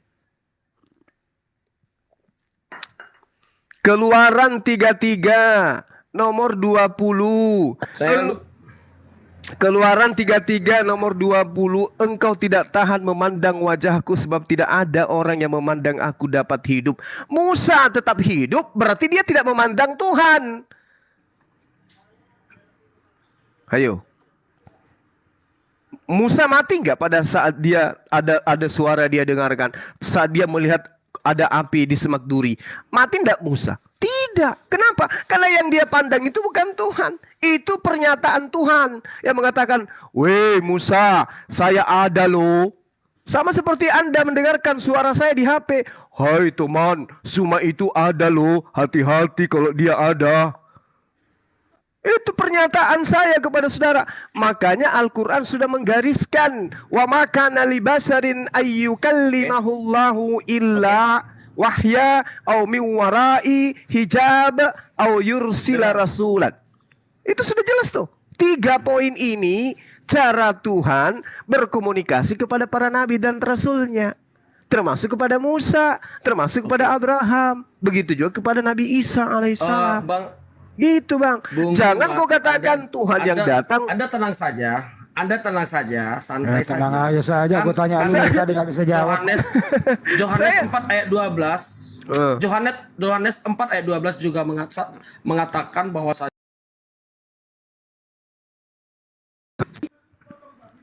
Allah itu tidak pernah ada yang melihat. Tidak pernah dilihat. Suaranya pun, wajahnya pun tidak bisa kau lihat. Iya. Aduh, kamu nggak bisa baca Bible juga. Nah, tunggu dulu. Nah, justru dengar ya, saya ulang ya, bahwasannya kita juga setuju Tuhan Bapa Surgawi tidak ada yang bisa melihat. Saya deal ya sampai di sini. Ya. Mungkin ayat Quran aja. Berarti Anda sudah akui kan? Setuju, tunggu. Berarti Anda sudah akui bahwa saya Musa juga tidak melihat setuju. Tuhan. Makanya dengar dulu, Bang Juma. Udah diakui, ya. tapi saya juga lagi. setuju. Saya juga setuju surah 28:30. Ya, Saya setuju apalagi surah tuh? 28:30. Bahwasannya Tuhan yang tidak terlihat, yang transenden, yang tidak terlihat, tidak terjangkau, tapi bisa muncul dalam imanen. Bisa menyatakan diri, memperlihatkan diri sesuai dengan surah 28:30, termasuk juga tadi surah 7:143. Itu Kan tadi- iman saya kan- itu. Iman Bung, saya sesuai. Bung, kan tadi saya sudah katakan kepada saudara, Anda tidak ada di Makassar, tapi saya bisa menyatakan diri saya kepada Anda. Ini Anda membuat analogi Tuhan seperti itu Ini. terlalu remeh Kenapa? sekali gitu loh. Oh, nggak bisa, Bu. Berbeda. Ini dalil di Berbeda. Al-Quran. Anda jangan mentafsirkan Al-Quran. Wa makana li basyarin ayyukallimahullah. Ini sudah jelas ini. Ada 3 cara Tuhan menyatakan diri kepada utusannya melalui wahyu, melalui tabir, kemudian apa? Tabir. Malaikat. Nah, yang terjadi di dalam Al-Quran surah Al-Qasas ayat 30 yang Anda katakan, falamma atahanu dia min syati. Itu ketika Musa ke tempat api yang diseru dari arah pinggir sebelah kanan lembah, dari sebatang pohon. Wahai Musa, sungguh aku adalah Allah, Tuhan seluruh alam. Nah, Ketika itu kedengaran nggak suara itu sama Musa? kedengaran. Betul, kedengaran. Nah, terus Betul. terus sekarang saya tanya. Sekarang pertanyaannya, ketika Anda mendengarkan suara saya, apakah saya yang di HP itu? Ya iya Jawab dong. dulu. Siapa lagi? Anda lah ini yang bicara ini Juma ini kan. Nama Iya. Juma ditulis itu. Maksud saya HP itu ada saya di situ di HP. Saya mau tanya, ketika saya mendengar Anda berbicara di sini ada berapa Juma? Cuman 1 Suma. Betul. 1 Juma, tapi suara Anda ada di sini. Ya, apakah yang ada di situ adalah saya? Anda di sini. Mau dibawa kemana pun ini ketika saya rekam ini adalah Juma. Astagfirullahaladzim. Halo, Jadi menurut brother. Anda apa? Dengar. Apa merek HP Anda itu? Samsung. Tunggu. Dengar. Samsung. Suara Di mana Anda membeli Suma? Tunggu. Ketika suara Anda saya rekam, dengar dulu Juma ya. Ketika Anda saya rekam di sini. Ketika Anda saya rekam di sini, ini sudah menghadirkan pribadi Anda di sini. Ini sudah Aduh. bisa menjadi dasar hukum saya Aduh. untuk menuntut Anda. Ini sudah Aduh, ya menjadi sudah, dasar hukum kalau saya. kalau saya ada salah, penjarakan aja tuh HP, boleh? Bukan. Harus Anda yang dipenjarakan. HP-nya nggak bisa dipenjarakan. Anda yang dipenjarakan. Berarti Oke. HP itu bukan Nah, saya, nah, Bung. jadi Mudah-mudahan dengar, Anda bisa waras dengan analogi itu. Anda yang Berarti harus waras berarti dengan- HP berarti HP itu bukan saya. Kalau saya salah, silakan Anda penjarakan HP itu, boleh nggak? Bukan HP ini yang dipenjarakan, sumbernya yang dipenjarakan. Sumber suaranya. Berarti Iya, sumber suara. berarti HP yang kau dengarkan tadi itu yang kamu rekam itu bukan saya. Selesaikan kita. Suara Anda, tapi Anda yang dipenjarakan. Loh, berarti bukan HP itu bukan saya. Suara Anda ada di sini walaupun Anda tidak Saya hadir di tanya sini. HP itu saya atau bukan? Suara Anda bukan HP ini. HP ini milik saya. Udah selesai. Begitu. Selesaikan Betul. kita. Selesaikan. Begitulah. Anda udah paham tentang Al-Quran surah Al-Qasas ayat 30? Udah paham memang konsep seperti Islam? Justru Udah. ini mematahkan analogi Anda bahwasanya Alamak. Tuhan itu justru Alamak. cuma hari Astagfirullahaladzim. ini pemahaman Anda dipatahkan dengan analogimu tentang handphone itu. Ya udah kembali ke topik, Anda- kembali ke topik. Oke. Sekarang Topik lain. ya, topiknya begini ya. Tadi nggak kurang jelas ini bahwa Lanjut. yang Oke. ya yang dilihat di bumi yang dilahirkan Bunda Maria itu Tuhan apa bukan ya, Bro? Yang dilihat. Ini dari dulu ya Slebes ini kerjanya nanya-nanya melulu dia. Enggak, saya ini ikuti Anda dulu nih. Ini deal Kan dulu ini berapa kita- pertanyaan? Berapa Kan, pertanyaan? Cuk? enggak. Kita ini tadi kan Bang Juma udah menjawab semuanya bahwa Tuhan itu nggak Oh, bisa nggak ada dilihat. penjawab. Tuhan Nggak ada- itu dengerin dulu lah, gantian. Cuma dari tadi khotbah tentang Alkitab tapi dengan Iya. cara menjelaskan salah semua gitu. Ya udah kalau salah begini saya. Ya, jadi gini. Aduh, saudaraku Salah inilah. semua. Dia Ya, khotbah baik-baik. tentang Alkitab. Ya udah kalau silakan. salah dengerin. Maaf. Silakan dengan penilaian saudara, Cuma, silakan. seandainya Dengerin Anda dulu, tiba-tiba woi. diangkat seandainya Anda tiba-tiba diangkat jadi pendeta, Anda khotbah seperti tadi, Anda langsung dipecat tuh. Nggak apa-apa, Karena nggak sesuai dia. Karena Apa-apa. bertentangan dengan ajaran pagan, pastilah itu, Bang. Iya, tapi pastilah. kalau saya menjelaskan Quran Ya udah, tadi, weh. seandainya Udah, cuma stop. seandainya saya Stop. tiba-tiba Lanjut. bersekat, saya- Lanjut Iya. dengan Bang Handi ya. Stop. Jadi gini ya. Tuhan itu kan jelas di Bible itu suaranya pun tidak bisa kamu lihat, rupanya pun Bukan tidak. Itu suaranya pun tidak bisa kamu dengar. Dengerin dulu, Kak. Dengerin dulu gantian bicara. Ya. Oke. Ya, suaranya pun tidak bisa kamu dengar, rupanya pun tidak bisa lihat. Salah bukan Saya seperti itu. akan nanti. Yesus kan itu Tuhan. Apakah ibunya pernah melihat anaknya? Maksudnya gimana? Apakah Bunda Maria pernah melihat anaknya? Anaknya Yesus, iya pernah Kelihatan nggak? kelihatan. Berarti yang kelihatan itu Tuhan atau bukan? Yang kelihatan itu secara fisikly manusia, Berarti bukan Tuhan. tapi dalam dirinya ada unsur ketuhanan. Yang mana Tapi unsur Maria belum tahu. Yang mana unsur ketuhanan dalam diri Yesus? Yang mana? Sama seperti yang di Quran Anda ketika Yang mana? Jangan Quran. Yang mana bisa dalam diri diterangkan. Yesus? Yang mana? nggak bisa dijelaskan. Nanti saya tanya ketika tadi. Kalau Anda nggak bisa jelaskan, kenapa Anda berpendapat? Loh, saya mau tanya, yang mana Tuhan? ketika Jangan berbicara tanya. pada Musa? Jangan tanya. Kalau Anda nggak sama. bisa menjelaskan, Pertanyaan kenapa Anda Anda? sama seperti itu. Kalau Anda tidak bisa menjelaskan, kenapa Anda berpendapat? Yang mana Tuhan ketika berbicara kepada Musa? Gimana sih ini Anda Yang mana balik-balik? Tuhan ketika berbicara dengan Udah dijelaskan tadi ya Bang Oke, Juma oke. itu. Oke. Tuhan itu menurut Bible Anda itu rupanya tidak bisa kau lihat, suaranya pun tidak bisa kau dengar. Sedangkan yang lu Tuhan Bukan kan seperti ini itu. yang Salah. iya Jangan yang tunggu. Sebelum Anda melanjutkan, saya bacakan sejelas-jelasnya ya. Begini Ya, ayatnya. silakan. 1 Ya. Yohanes, saya bacakan ya. hmm, 1 Yohanes apa? 1 Yohanes 1 Yohanes apa? 18 Biar- mungkin. Yohanes Yohanes 5. Yohanes 5:37 saya bacain ya. 1 Yohanes. Dengerin dulu saya yang ngomong. Yohanes 5:37. Bapa yang mengutus aku, dialah yang bersaksi tentang aku. Kamu tidak pernah mendengar suaranya, rupanya pun tidak pernah kamu lihat. Artinya Bapa ini tidak punya rupa dan tidak pernah didengarkan suaranya secara langsung menurut Yesus. Oke, sedangkan Tuhanmu ini pernah didengarkan suaranya oe-oe waktu dia bayi. Rupanya juga pernah dilihat oleh ibunya karena nggak mungkin Yesus lahir tidak punya rupa. Pertanyaan ini adalah apakah anaknya Bunda Maria ini adalah Tuhanmu atau bukan? Oke, saya jawab ya. Saya jawab langsung ya. Boleh? Iya boleh. Oke, ayat yang tadi yang Anda baca, perkataan Yesus kepada orang-orang yang berkumpul di situ bukan berarti ayat itu lantas menafsirkan atau menggugurkan ada suara Tuhan pada kitab Quran Anda tadi yang sama dengan di Bible. Kok lari ke Bukan Al-Quran berarti sih? Jangan ke lari Al-Quran ah. Ini biar Anda ngomong juga Yesus. mudah memahami. Nggak usah ngajarin Biar Anda Al-Quran. memahaminya. Nggak usah ajarin ikan berenang.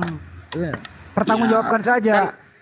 Ya sekarang kan gini, ayat itu kan dikatakan Anda tidak pernah mendengar katanya kan. Yesus yang ketika ngomong. Yesus mengomong kepada orang-orang yang ada di situ. Katakan ada 10 orang. Siapa Dan di sana? itu- Nggak ada 10 orang di situ. Kamu yang nambah-nambah ah. Atau katakan 50 orang. Tidak 50. Dia ada, kan sedang tidak ada, mengajar. tidak ada. Dia kan sedang mengajar, bro. Oh, Dia kan itu- jadi gini, kita menafsir Alkitab itu, kita menafsir Alkitab, ada namanya konteks, bro. Ya, Konteks. apa? Konteksnya apa itu? Konteks gini, contohnya saya lagi ngomong, mungkin besok saya mengatakan ikan asin pas lagi makan, tapi besok saya bicara ikan asin lagi goreng ikan gitu, beda. Situasinya beda. Nah, ketika Anda membaca ayat itu bukan berarti jadi rujukan atau jadi tafsir bahwasanya Tuhan tidak pernah bersuara. Justru Anda berusaha menggugurkan Tuhan menampakkan suaranya, menampakkan wujudnya di kitab Perjanjian Lama atau Torah Yahudi. Tidak seperti itu. Bukan berarti ayat yang Anda baca tadi itu lantas menggugurkan semua ayat lain. Itu Kok lari kemana-mana sih bro? Saya ulang kembali. Jangan diputar kayak gasing. Yesus berkata, kamu tidak pernah mendengar suaranya, rupanya pun tidak pernah kamu lihat. Kamu setuju atau tidak pernyataan Yesus ini? A setuju, B tidak. Setuju atau tidak bro? Jawab. Jawab. Yohanes 5:37, setuju atau tidak? Jawab. Pelan-pelan, Bang. Hah? Oh pelan-pelan ya. Yesus yang ngomong, kamu setuju nggak omongan Yesus? Lanjut dulu baju aku ke depan. Yang halus bertanyanya, jawab, bilang gitu. Coba.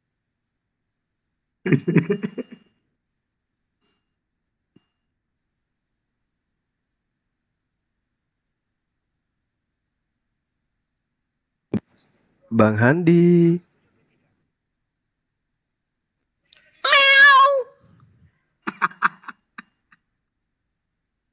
Bang Blessing. Sudah ketemu belum? Halo? Oh sorry, saya mute rupanya, lupa saya. Oke, saya jawab. Ayat itu tadi yang Anda baca, ayat sebelumnya Yesus sedang mengajar kepada ahli-ahli Taurat, ahli-ahli Farisi. Dan memang benar, pada saat itu Tuhan mengatakan kepada mereka, tak seorang pun pernah mereka mendengar suara Tuhan. Dan saya pernah mendengar, kata Yesus. Untuk konteks di situasi itu betul.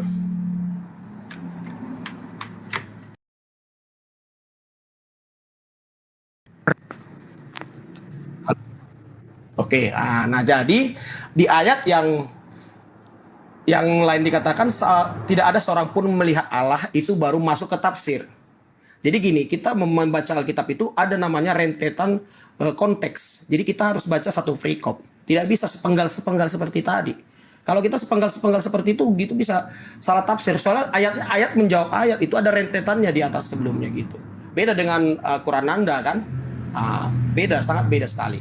Gitu. Jadi bukan berarti karena Anda baca ayat itu langsung semua menggugurkan bahwasanya Tuhan tidak pernah menyatakan suaranya, menyatakan wujudnya ke bumi. Bahkan yang kami percayai, Yesus yang adalah Sang Firman wujud ke bumi, mewujud langsung. Itu iman kami gitu loh. Kalau Anda tidak terima itu hak Anda begitu. Oke. Silakan. Bang Handi kemana ya, Bang Handi? Dinda Kores? Saya ada. Ya, lanjut. Ditanggapi teman kita ini, biar kita arahkan pelan-pelan. Silakan. Oke. Kalau memang Tuhan itu turun langsung ke bumi, terus kenapa Stefanus kok tafsirannya ini sesat ya? Di Kisah Para Apostolos 7 nomor 38 sama nomor 51. Silakan dibaca.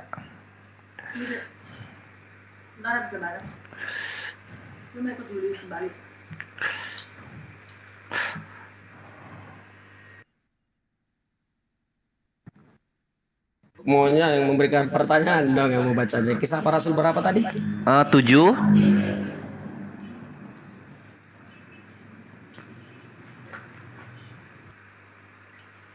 nomor 38 sama 51. Kalau mau dibaca dari Matius sampai ke Wahyu dulu boleh, gua tungguin.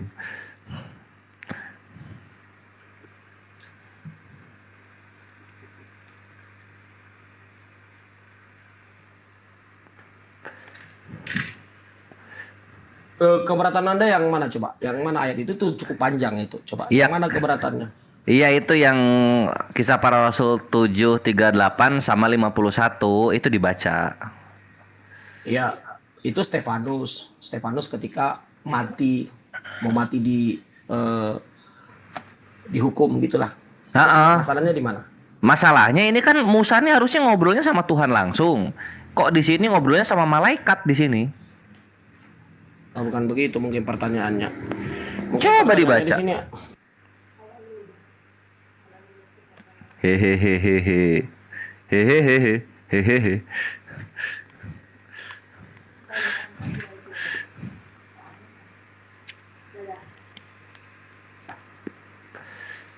Tidak ada Stefanus berbicara dengan Tuhan di sini sama sekali. Musa. Stefanus berdoa.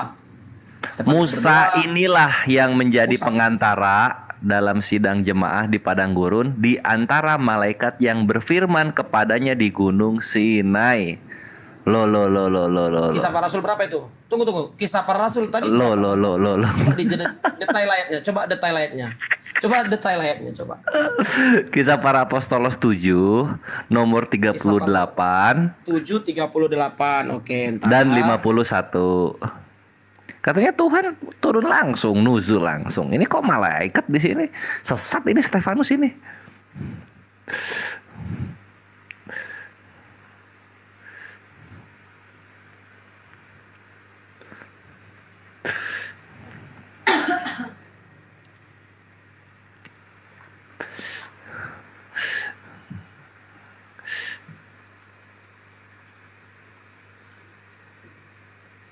Di sini tidak ada masalah karena Musa di kitab Taurat Yahudi di ayat Quran memang cuma ada beberapa ayat ya.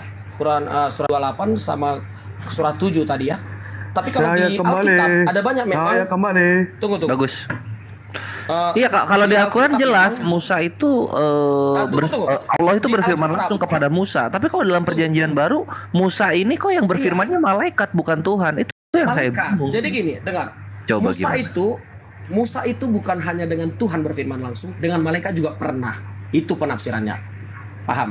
Ya udah, di mana Jadi Stefanus bukan- ngomong Tuhan berfirman kepada Musa di Gunung Sinai, ada nggak? Tuhan berfirman, nggak mesti. Jadi gini, nggak mesti harus gimana ngejelasinnya. Kejadian yang ada di situ nggak mesti. Kores nggak dengar Bang Juma ngomong Tuhan tuh bisa bicara lewat perantaranya, lewat malaikat, lewat apa tadi? Iya, kenapa ketika ngobrol sama Musa kok Tuhannya nggak pernah Dibaca. nongol menurut Stefanus? Sah-sah saja, itu kan kehendak Tuhan, tidak bisa kau ganggu kehendak Allah. Kalau gitu Bebas Stefanus itu. sesat. Bukan Nggak ada sesat. kata sesat. Ada Terus banyak kenapa? peristiwa. Coba. Tunggu, bro. Ada banyak Iya. peristiwa. Anda kalau mau tahu rentetannya, Musa itu kadang berbicara dengan malaikat, Musa itu berbicara dengan awan pun pernah, dengan banyak hal loh, bro.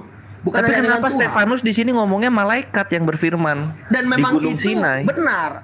Jadi contoh seperti ini, Musa kemarin makan ayam goreng. Kenapa Musa nggak bilang makan daging? Padahal dia makan daging lembu loh. Coba kita lihat ya, Begitu. coba kita lihat di Torah Gunung Sinai. Ada nggak malaikat berfirman kepada Musa ya? Coba kita lihat.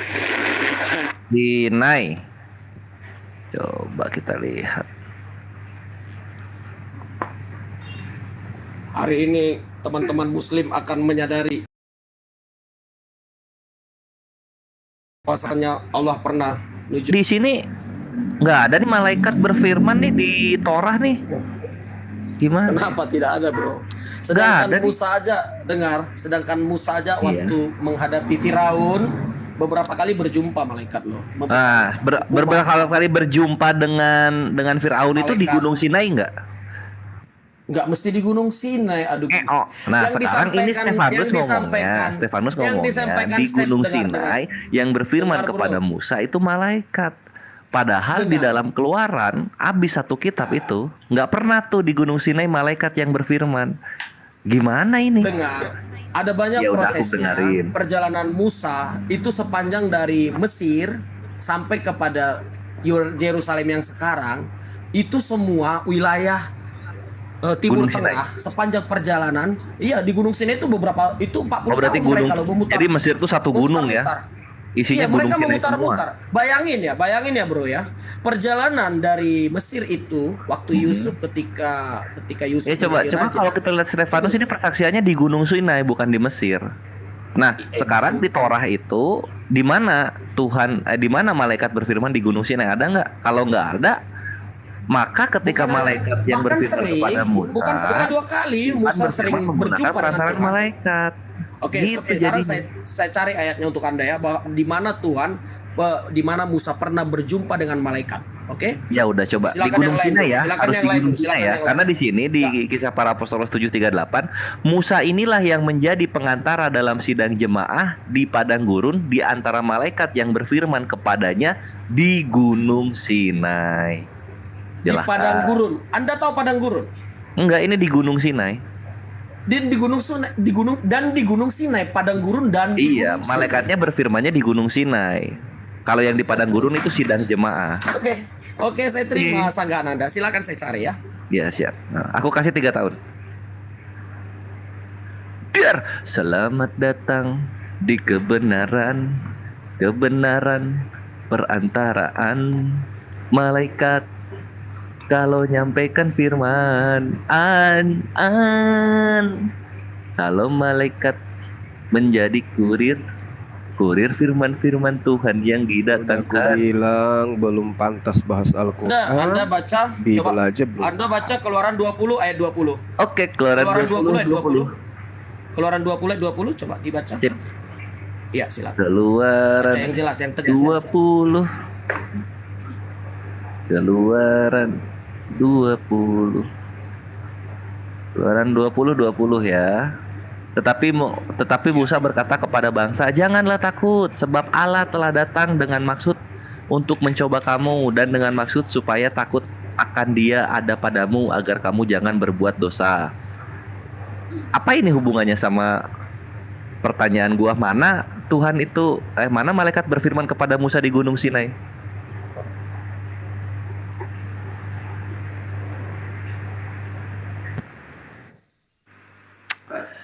Duh.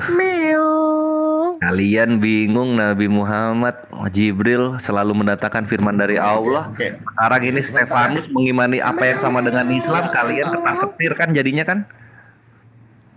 Enggak, justru ini saya kan belum nyari sebenarnya ayatnya semua ya. Ya makanya cari Tadi dulu ayat baru itu ngomong. tadi. Kan aku kasih waktu 3 minggu. Tunggu dulu. Ya udah, cari Justru dulu. kalau Anda mengimani, tunggu dulu. Ketika Anda mengimani perkataan Stefanus, justru dia membatalkan surah Quran Anda, surah 28:30 sama surah 7. Ya, dia Ya membatalkan. makanya itu ini malahan. ini lu mau mencari Sekarang kebenaran Al-Quran yang benar atau Stefanus yang saya benar? tinggal dengar ayat itu tadi itu di padang gurun sampai ke Gunung Sinai. Ini Di panjang. padang gurun acaranya. sidang jemaah, di Gunung Sinai malaikat yang berfirman. Anda baca teliti Silahkan kita baca lagi. kisah para rasul. 7 nomor 38 tuh. Anda saja masih belum yakin dengan dalil yang gua bawakan. Kita baca lagi ya. Musa inilah yang menjadi pengantara dalam sidang jemaah di padang gurun. Yang ada di padang gurun itu sidang jemaah di antara malaikat yang berfirman kepadanya di Gunung Sinai. Di Gunung Sinai itulah posisi malaikatnya berfirman. Tuh. Seperti ini, di mana di Kisah Gunung Sinai malaikat itu berfirman. Ayo, halo. Kisah berapa tadi? Kisah Para Apostolos 7:38. 38. 38, oke. Iya. Halo. Gue bingung. Sama gua bolak-balik jeda loh.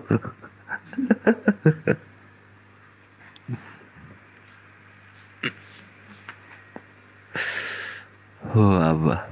Saya bacakan ya. Bacalah.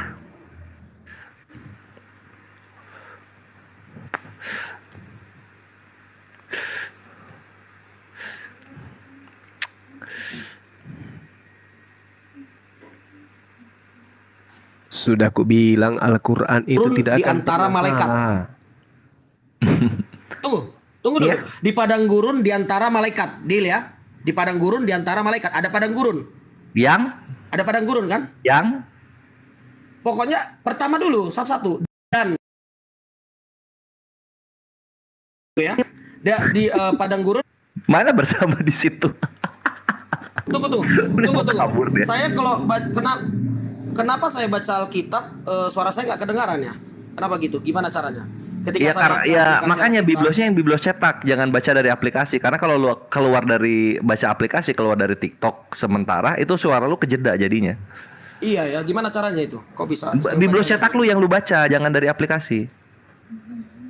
Biblos yang kayak mana? Bibel gimana? Lu ada bibel cetak nggak di rumah? Oh, Bibel cetak. Iya, itu dibawa. Gitu.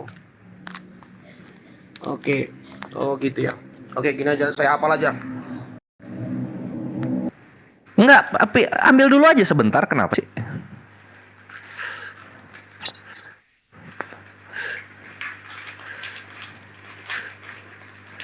Kok pindah sedotannya? Iya. Udah dibuang sama Viva?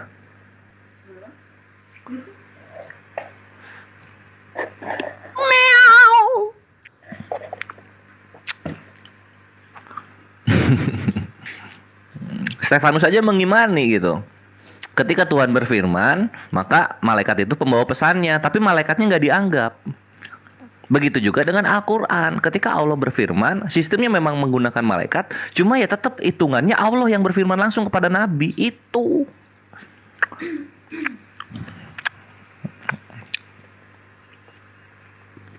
Selamat datang di kebenaran. Gurunda, di Zulkifli Abbas ada berapa? Aku mau sounding. 1,5. Masya Allah. Coba kita ini dulu.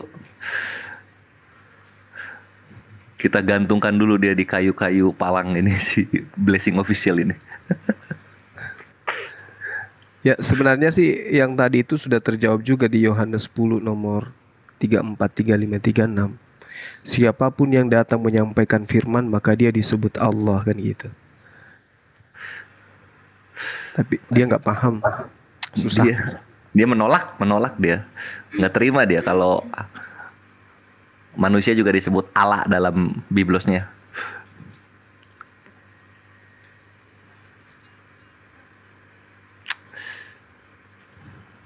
Tuh kalau aku tuh kecepetan gitu, Bang Handi, ayo permainkan Bang Handi.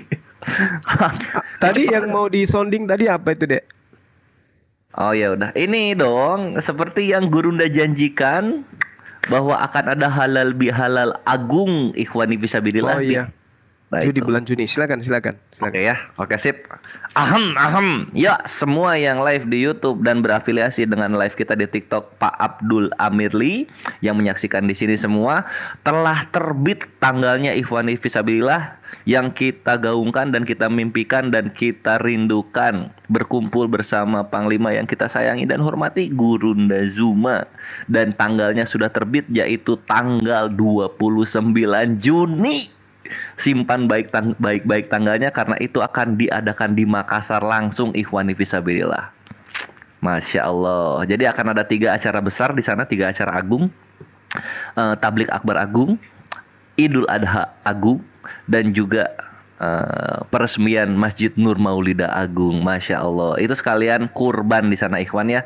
Jadi untuk semua yang ingin berpartisipasi silahkan simpan tanggalnya tanggal 29 acaranya di sana, dan kita akan ada 2 keberangkatan.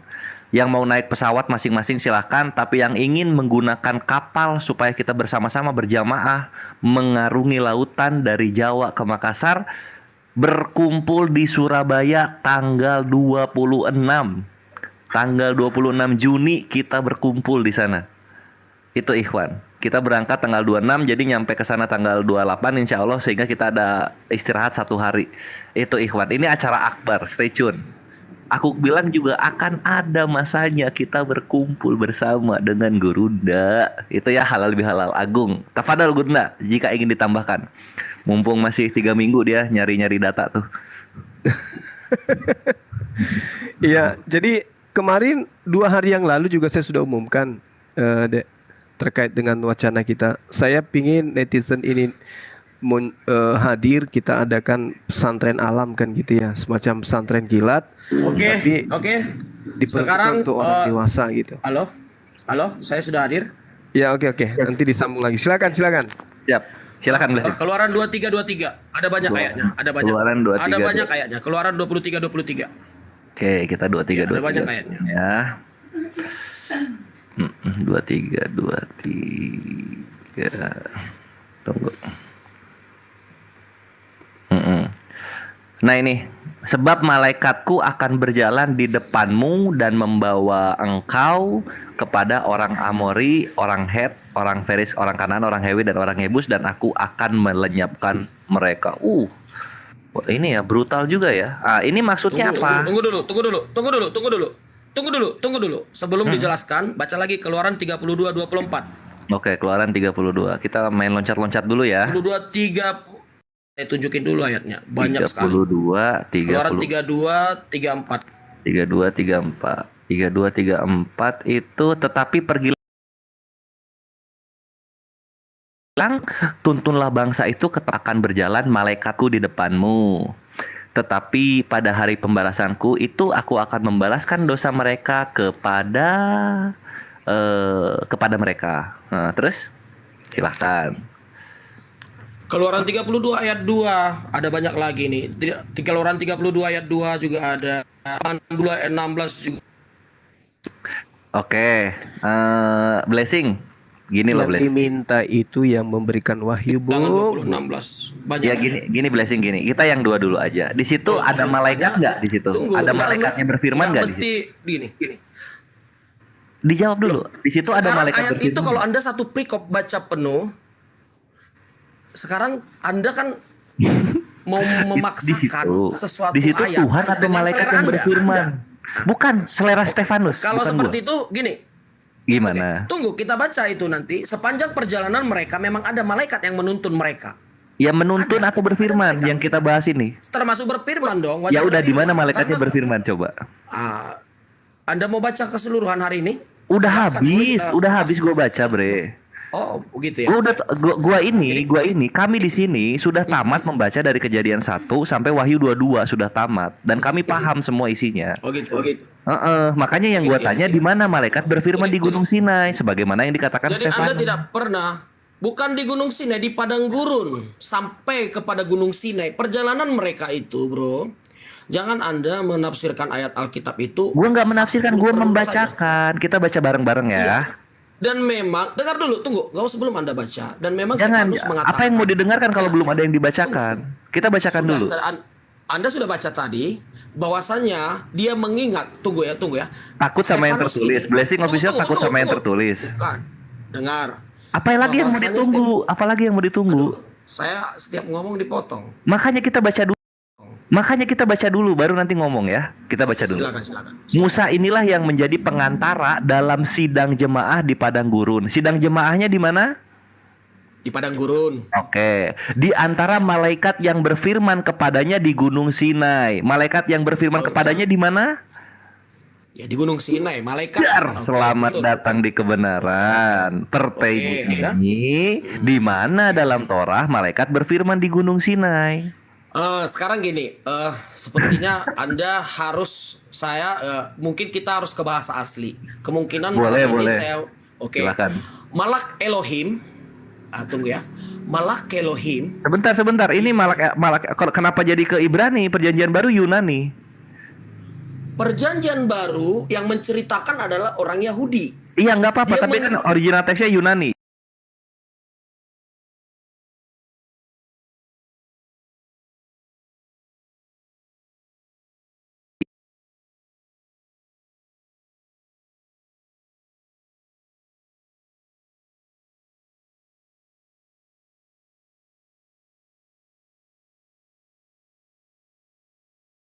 Yunani kepada perjanjian, dia kan sedang konteks menceritakan di perjanjian lama, bro. Ini bukan Dia konteks lagi, menceritakan- ini memang realitanya bahasa Yunani Memang yang dalam iya. perjanjian baru. Dia kan berdoa. Dia Ya udah berdoa, gini deh, gini Tuhan deh. Sekarang kami. malaikat Tuhan di dalam Kisah Para Apostol 7:38 M-nya kecil atau gede? Yang di sini ya seperti itu, tapi kalau yang di perjanjian lama M besar, malah Nah iya sekarang M yang besar ini di mana berfirman di Gunung Sinai? Ayo dong, ayo dong. Kalau ada kan, ada. kalau ada kan M pasti yang dari besar. tadi udah ketemu kita. Dari tadi gue udah mungkin keluar karena malu mungkin gitu. Nah kalau nggak ada gimana ini? Nah, memang malak Elohim. Jadi kalau saya katakan nanti kepada Anda bahwasanya yang berbicara kepada Musa itu sebenarnya adalah malak Elohim di api. Alhamdulillah. Itu yang gue tunggu. Coba. Anda mengatakan Jadi yang seperti berbicara itu. kepada Musa di Gunung Jadi- Sinai itu siapa? Tunggu. Bagi kami malak Elohim itu bahasa Hebrunya itu malaikat Tuhan, makanya bisa disembah. Jadi perbedaannya ketika malak Elohim bisa disembah dia bisa dikatakan Tuhan. Tapi kalau dia Ya bukan berarti malak yang Elohim, berfirman kepada Musa itu adalah.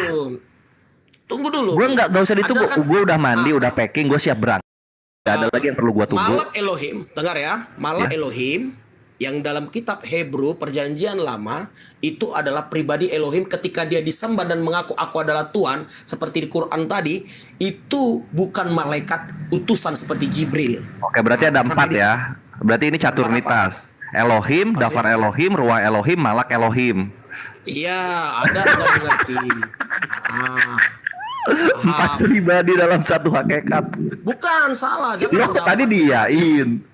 Loh, sekarang ada 7 roh Allah di Wahyu. Apa memang Tuhan 7? Makanya kalau Anda mengunci, maaf ya teman-teman muslim ya, ketika Anda mengunci esensi Tuhan, Anda itu membuat Tuhan itu jadi Tadi udah diiyakan. Ada Elohim, gitu. Dafar Elohim kan firman Tuhan. Dafar Elohim. Ruah Elohim kan roh Elohim, Tuhan. ruah- Nah, Malak betul. Elohim kan malaikat Tuhan. Ada Malak 4 Elohim- pribadi. Tidak, Malak Elohim justru tunggu. Malak Elohim sama seperti ketika berjumpa dengan maaf siapa itu? Daniel ketika Sadrak Mesak Abednego dibakar di api.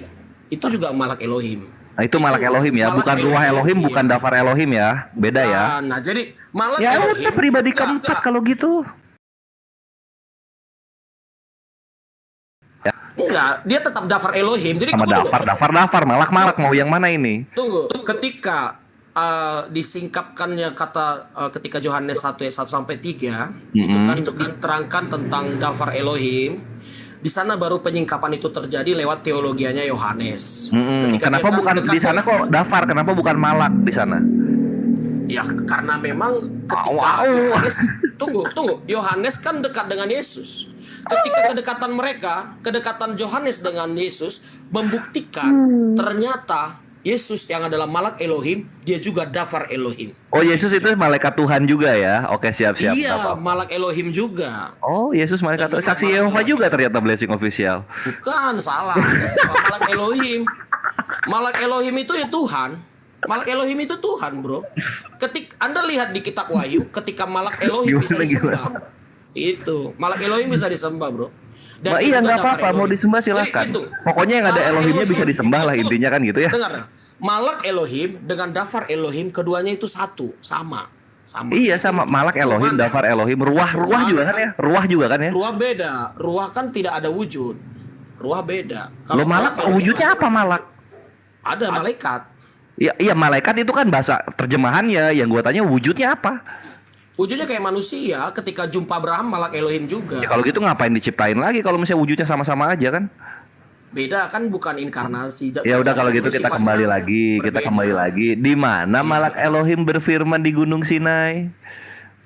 Ada kan ada ayatnya. Di mana? Bahwasanya Malak Elohim jumus.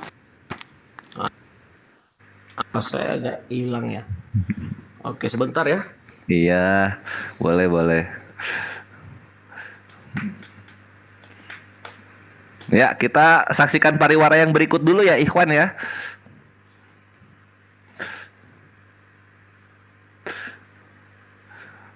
Hebat loh. Ini udah level 2-nya Tritunggal, Gurunda, catur tunggal ini. Kasihan lo, hotel lo gituin lo, kasihan. Gue dari tadi kasihan sama dia lo. Tapi dituntun aja, dituntun. Bulak ini Kelihatannya dia bulak balik berpotensi kita dari tadi. untuk ini. Dituntun kemana? Ke jalan yang benar. Iya, dituntun ke jalan yang benar. Dari caranya dia berbicara kelihatan dia sudah mulai. Bro, Keluaran 3, Iya.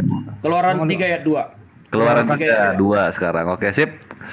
Keluaran 3 ayat 2. Mari kita berangkat lagi Keluaran 3:2.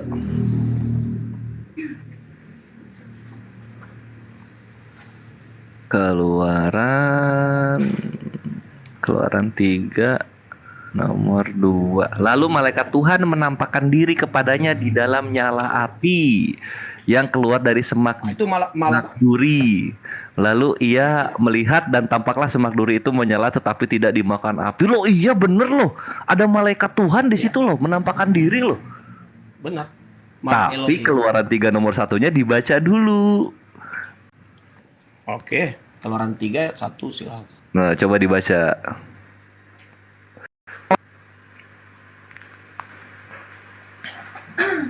Itu apa? Coba dibaca langsung. Adapun Musa, ia biasa menggembalakan kambing domba Yitro mertuanya, imam di Midian. Sekali ketika ia menggiring kambing domba itu ke seberang padang gurun, sampailah ia ke gunung Allah, yakni gunung Horeb. Yang dibahas Gunung Sinai. Sekarang balik lagi, di mana malaikat Tuhan berfirman di Gunung Sinai. Oke. Kalah ya. Salah dong.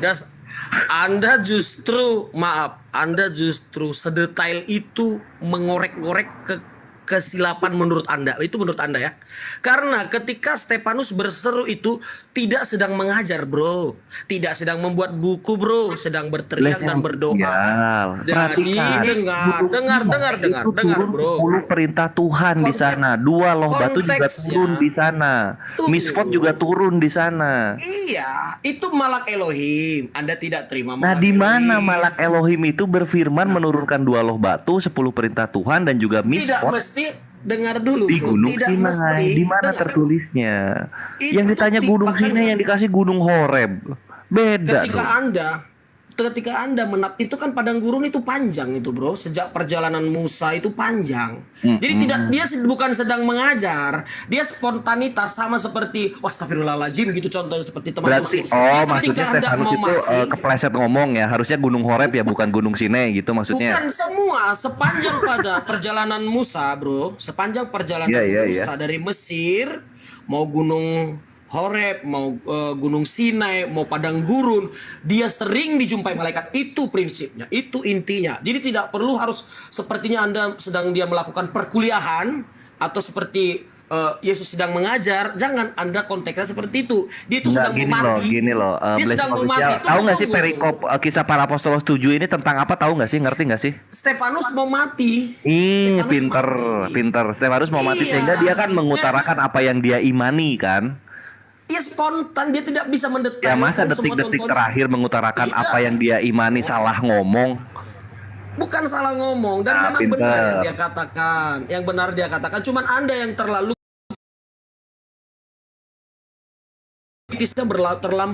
berlebih. Detik-detik ajalnya datang ini itu adalah kebenaran. Saya mau tanya, Anda sedang menguji kebenaran Alkitab yang Anda mengorek-orek sebegitu detailnya. Saya mau tanya, Karena kebenaran Alkitab yang lu bilang Alkitab ini, padahal ini dalam bahasa Yunaninya adalah Biblos, bahasa Latinnya Tabiblia, ini menguatkan apa yang ada dalam Al-Quran, tidak menguatkan apa yang diimani oleh Kristen.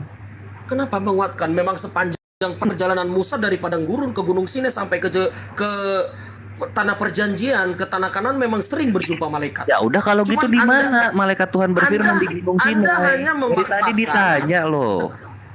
Anda hanya memaksakan. Harusnya Stefanus ngomong seperti contohnya seorang dosen, bahwasanya Tuhan berjumpa malaikat Tuhan waktu itu di Sinai. Perhatikan Blessing, sebelum lu salah kaprah dengan apa yang gua tanyakan. Di sini gua bukan mencari kontradiksi. Di sini gua akan menjelaskan maksudnya bagaimana. Aduh, Anda mencocokkan dengan Quran Anda, justru juga di situ walaupun bukan malak Elohim dalam Quran Anda, tapi justru Tuhan langsung loh dalam Quran Anda. Bukan malak Elohim. Baru itu Yahudi. Kenapa Stefanus bilang malaikat ini 2 kali? Perhatikan. Tadi yang 38 ya, ini PR nih 3 minggu. Silahkan buka Kisah Para Apostolos 7 nomor 51. Buka silahkan.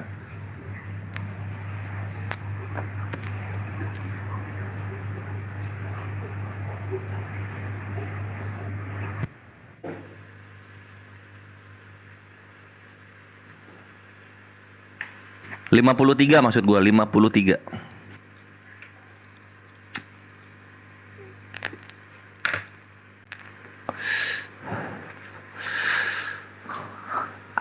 Benar, ini tidak salah. Nah, coba Dan dibacakan. memang Kalau kisah para secara rasul umum- 7 nomor 53, coba dibacakan.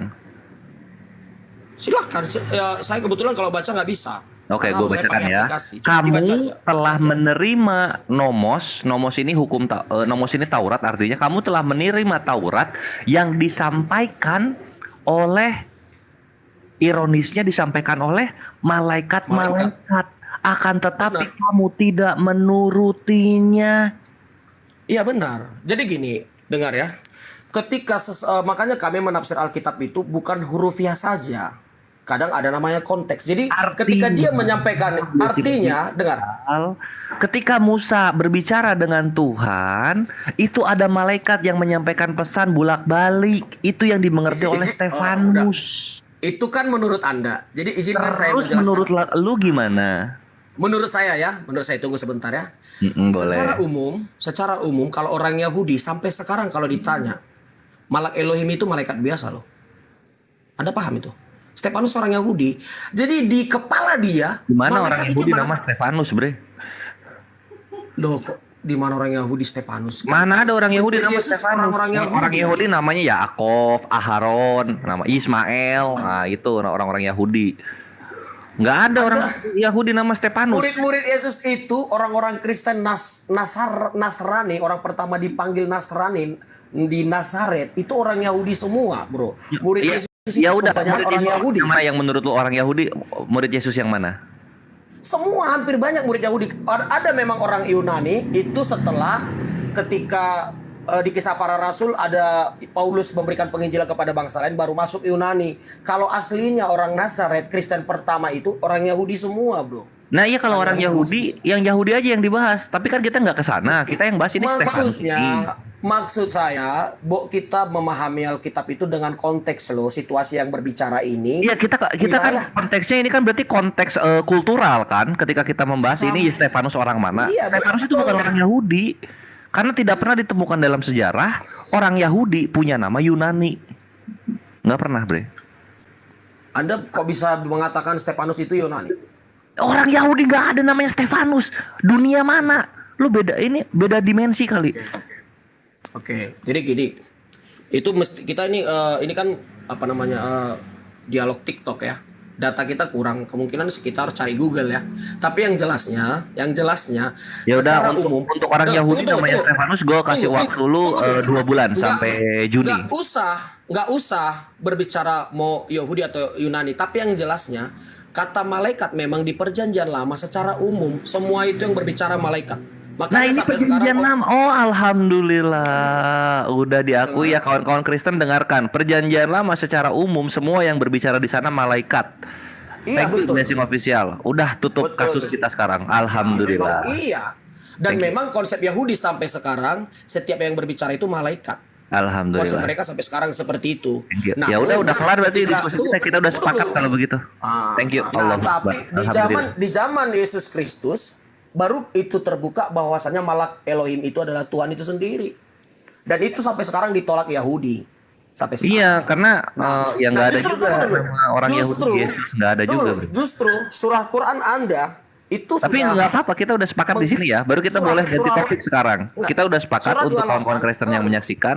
Semua perjanjian lama itu yang berfirman itu itu yang berfirman adalah malaikat, bukan Tuhan langsung. Malaikat. Thank you. Versi Silakan sekarang Yahudi. kita bahas Al-Qur'an. Versi Ayo Yahudi. bahas Al-Qur'an. Versi Yahudi.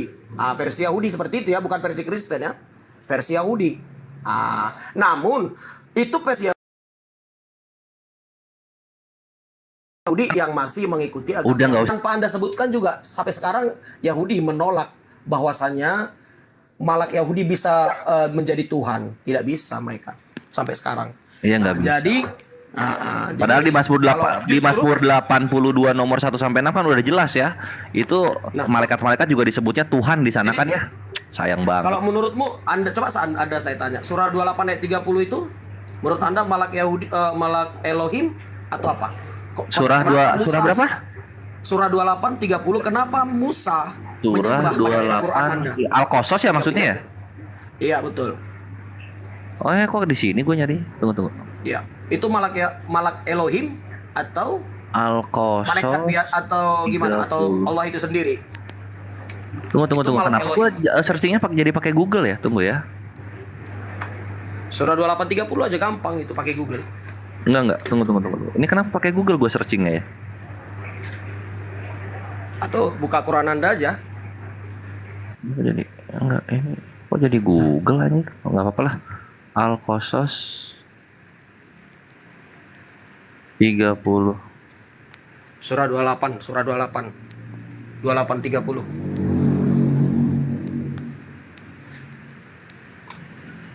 Itu menurut Anda malak Elohim atau Tuhan Allah itu langsung?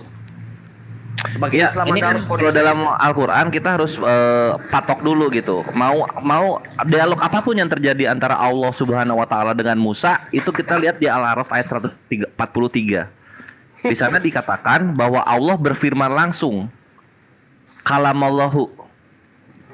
Surah berapa? Kalamallahu itu adalah pembicaraan Allah langsung gitu. Jadi Surah itu berapa tidak itu? menggunakan perantaraan malaikat sama sekali. Di sini Allah langsung. Surah berapa itu? Surah berapa? Al-A'raf ayat 143. Nomor berapa surahnya? Al-A'raf tuh berapa ya, Ikhwan? Al-A'raf. Bro. 143. Tuh, gitu tuh kalau jawab tuh kayak Islam gitu. Siapa Blessing langsung pakai dalil, keluarin dalilnya kayak gitu-gitu loh. Surah belajar. 7. Tunggu Surah dulu. 7 ayat. Surah 7 ayat berapa? Ya, surah 143. 7 itu, surah 7. Ayat berapa itu? 143. Itu tadi yang saya bacakan, 143. Nah, justru di situ Tuhan langsung kan berbicara kan? Iya. Anda setuju ya? Iya, malaikat. wakalamahu, kala bicara langsung. Kalam itu kan artinya bicara. Bukan malaikat. Bukan. Berarti bukan malaikat. Bukan. Udah. Justru Quran mengklarifikasi iman Kristiani yang mengatakan malak Elohim yang dalam perjanjian lama itu adalah Tuhan sendiri. Tapi orang Yahudi sampai sekarang itu bukan Tuhan. Sampai sekarang mereka bilang. Enggak, dalam Islam misalnya kita ambil contoh malaikat itu diciptakan. Nah, justru itu konsep Yahudi dan Quran Anda justru mengatakan harusnya kalau menurut Yahudi itu harus malaikat yang berbicara, nggak bisa Tuhan langsung. Iya, karena malaikat juga diciptakan dalam Yahudi. Islam dan Yahudi sama, malaikat itu diciptakan. Nah, Bahkan itu Yahudi kan di lebih dalam- detail lagi, malaikat diciptakan di hari pertama bersama dengan ruah. Nah, masalahnya bro, Iya. ketika malaikat itu berkata, ya Tuhanku, ada kita menyembah Tuhan yang bukan Tuhan, itu kan syirik. Syirik, betul. Tapi Menyembah kan Tuhan yang bukan Tuhan. Sekarang syirik itu. Yang Surah menyembah 28:30. Tuhan yang bukan Allah mungkin ya. Yang bukan Allah, terserah. Yang menyembah Tuhan, menyembah oknum yang bukan Allah, itu kan syirik. Surah 28:30, Musa menyembah Allah di situ kan. Betul. Tapi Yahudi menolak itu sampai sekarang. Justru Anda mengklarifikasi iman Kristiani, setiap malak Elohim yang disembah para nabi itu adalah Dafar Elohim, Yesus sendiri. Nah, coba sekarang dibacakan di Al-A'raf ayat 143 dan Al-Qasas ayat 30 di mana ada kata malaikat di sana. Justru Sebagaimana itu di mana ada saya tertulis di Gunung Sinai itu ada kata malaikat. Di mana? Kami kan menggunakan Kristiani kan menggunakan dengar ya. Kami Ayo kan dong, Blessing. Ayo kami kan dong. Iya, saya mau jawab. Saya mau jawab. Kami kan menggunakan kitab Torah Yahudi pure tanpa edit, copy paste. Memang di sana tertulis malak Elohim. Tapi huruf besar Dafar Elohim, malak Elohim. Nah, itu tersingkap atau terjawab ketika Yesus datang ke bumi. Ketika Yesus mengampuni orang berdosa, ketika Yesus memberitakan tentang Tuhan bahwasanya Bapa dan Aku satu, di sanalah itu tersingkap bahwasanya malak Elohim yang sesungguhnya yang berbicara kepada para nabi itu adalah Dafar Elohim itu sendiri. Begitu. Konsep Kristen seperti itu. Nah, itu yang ditolak Yahudi, makanya Yesus disalibkan. Di situ perbedaannya. Makanya justru Di mana dalam keyahudian itu malaikat itu bisa disalibkan itu di mana ya? Loh, kok jadi lari ke salibkan ya? satu-satu dulu, fix dulu. Iya, Artinya itu kan gini, kita pengen tahu gitu. Kok Quran bisa Anda, gitu seorang malaikatnya Tuhan bisa disalibkan itu di mana gitu loh. Kok bisa ada? ini kan kita jadi beruntun dia. Jadi deal dulu Nah, yang tadi ya. kan Sampai tadi di situ deal blessing yang dulu. yang mau Masuk bawa ke sini kan blessing. masuklah kita ke artinya ke apa namanya? Ke Yesus kenapa menjadi daging, kan begitu. Dafar Elohim menjadi wujud. Nah, kalau dafar Elohim menjadi wujud, itu mungkin penjelasannya ya, Kenapa Dafar, Ruah dan juga Malak bisa Iya. takluk oleh daging? bukan takluk, justru Takluk dia dong. bukan dalam Filipi dikatakan merendahkan diri. Menurunkan dirinya, menurunkan kodratnya supaya demi kita manusia. Jadi kalau konsep kami karena begitu besar kasih Allah Yohanes 3 ayat 16 sehingga ia mengaruniakan anaknya yang tunggal supaya setiap orang percaya tidak binasa, tidak ke neraka, tidak mampus, harus Dafar Elohim menjadi manusia menyelamatkan kita gitu. Nah itu Kalau ya dulu itu kenapa dagingnya itu kok bisa memenangkan kuasa daripada rohnya itu? kan sekarang kan gini ya. Oke, saya jelaskan sedikit ya. Ketika Maksud gue Dafar begini, Elohim, udah pantas banget untuk kekristenan menyembah manusia Yesus karena dagingnya ini bisa menaklukkan roh. Itu maksud gue. bukan seperti itu. Loh, Analoginya bukan seperti itu. buktinya Justru- tidak mati dagingnya Yesus ketika roh masuk ke dalamnya. Bukan Roh bukan Tuhan. seperti itu. Loh, kok bukan jadi seperti itu? Dengar. Gimana? Dafar Elohim juga ketika datang ke bumi mewujudkan diri dalam bentuk suara, dalam bentuk malaikat yang dikatakan malak Elohim, tidak ada yang mati. Kalau sekedar Dafar tidak ada yang mati. Tidak ada yang masih sanggup Dafar Elohim turun ke bumi. Tapi kalau langsung Allah sendiri, Bapa surga nggak bisa sanggup, tak akan sanggup kita menghadapinya. Tapi kalau masih Dafar Elohim, malak Elohim masih bisa. Rohul Kudus atau roh Elohim masih bisa, ruah Elohim masih bisa. Nah, jadi ketika Dafar Elohim bersama dalam daging Kristus, yang dalam kedagingan Kristus, Dafar Elohim tunduk kepada kodrat daging. Artinya gini, kalau kodrat daging itu lapar dan haus, dia mengikuti skema itu gitu. Dafar Elohim mengikuti skema yang ada dalam tubuh tersebut. Memang seakan-akan dia tunduk kepada kodrat itu, tapi memang dia harus benar-benar melakukan kodrat itu. Makanya ketika dia disalib, Bapak bisakah ini berlalu cawan? Ini tidak bisa, karena itu solusinya. Karena dalam perjanjian lama dikatakan dalam Ibrani 2 ayat 9, tanpa penghapusan dosa tidak ada pengampunan dosa, wajib ada korban. Itu malaikat yang penghapus ngomong. dosa. Yang mana? Yang tadi tanpa darah itu maka tidak ada pengampunan dosa. Itu malaikat Itu yang Roh ngomong. Kudus. Itu Roh Kudus yang ngomong ya, bukan Paulus ya. Kan kita gini, itu kan beda, konsep Anda beda dengan konsep kita. Kamu Kita kok percaya bohong? Enggak, Roh Blessing Kudus. jangan bohong-bohong dong. Kalau Enggak, Paulus yang karena ngomong memang- Paulus bilang. Kalau Roh Kudus yang Paulus- ngomong Roh Kudus gitu. Jangan bohong-bohong. Paulus, iya, Lanjut, Paulus lanjut. yang ngomong kan dengan dipimpin Roh Kudus bagi kami. Itu kan iman kami. Jadi saya berbicara seturut iman kami dong. Saya tidak mungkin Di mana berbicara iman menurut bilang bahwa Roh Kudus itu berbicara soal tidak ada penghapusan dosa tanpa darah. Di mana itu? di perjanjian lama juga ada Tuhan berbicara seperti itu. Ya, kalau gitu jangan bawa Ibrani 9. Ibrani 9 kan Ibrani perjanjian 9 baru. itu kan. Ini Ibrani belok itu kan deh ngobrolnya deh. Blessing ini deh. enggak, bukan dengar. Ketika para murid Yesus yang basicnya mereka ada basic Yahudi, mereka memang selalu artinya mengambil referensi dalam kitab Torah Yahudi setiap berbicara. Contohnya ketika dia mengajar, dia kaitkan dengan perjanjian lama gitu. Karena memang contoh seperti Anda lah, Anda kan sedang dakwah, kan Anda ambil kutipan dari Quran kan. Nah, kadang-kadang memang ada juga dikit-dikit ngambil kitabnya Kristen atau Yahudi ya. Nah, kira-kira seperti itu mereka. Jadi ketika para rasul termasuk Paulus kan rabi Yahudi. Dia kan guru dia. Paulus ini. Dia rabi. Jadi dia wajar dong dia membuat klarifikasi atau mengambil kutipan-kutipan dari kitab Torah gitu loh. Rabi itu kalau dalam Berahot dikatakan diwajibkan untuk menikah gitu. Karena bagaimana dia terbukti bisa memimpin jemaat kalau dia memimpin keluarga saja belum ada buktinya. Paulus ada istrinya kalau gitu kan ya? Paulus ini saya sebentar ya. Saya nanti takut salah ngomong sebentar ya. Iya boleh. Ya silakan. Jeda lagi. Jangan dipaksa anak orang. Kasihan juga tuh si Blessing. Iya tuh Bang Andi masuk Bang Andi. Kalau aku ini sih apa namanya? Setelannya santai-santai warung kopi espresso. Saya Sama juga kebanyakan jeda kalau sama aku, ayo Bang, jangan kasih jeda dia Bang. Goldian maju Goldian. Goldian aja di sini maju, ada Goldian nih. Mana Goldian? Tuh ada. Oh, Gold maju Gold. Maju Gold. Halo, Di sini. halo, hadir. Ya udah, Ya. dialognya sama saya sebenarnya Goldian aja ya, sudah- Blessing. Cek. Karena lu kayaknya kurang banyak tahu soal Oke, tunggu Yahudian. dulu, saya jawab Woy. dulu. Enggak, tadi saya kan takut salah. Sebenarnya Yahudi itu menikah, dia menikah, tapi memang di ujung pelayanannya dia tidak menikah, tidak bersama istrinya itu. Nah, jadi kan jangan sampai salah menjawab gitu loh. Kita harus lebih hati-hati. Oh, maksudnya Paulus bercerai.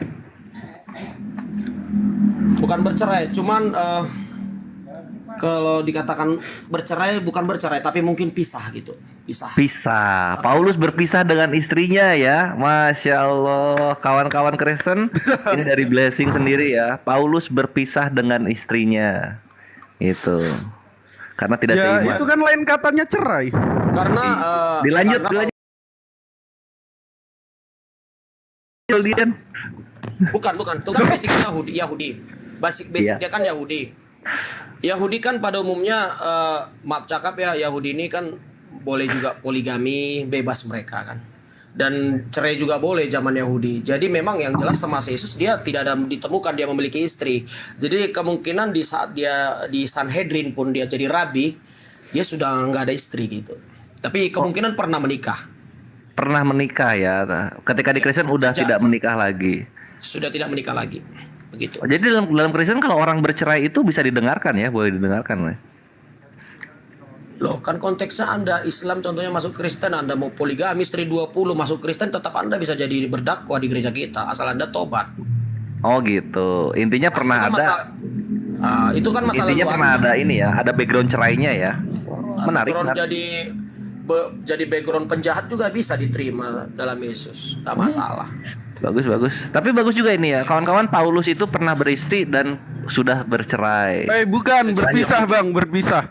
Oh, berpisah. Sejak Yahudi, sebelum ikut Yesus ya. Sebelum ikut Yesus. Oke. Iya. Boleh lah. Oke, Lanjut. saya kira lain kesempatan aja kita. Oh. Atau ada soalnya udah jam 12 ya. Oh, iya, Atau ada yang iya, lain iya. lagi silakan. Saya siap saja, saya siap. Ya udah, gua maju, Gong.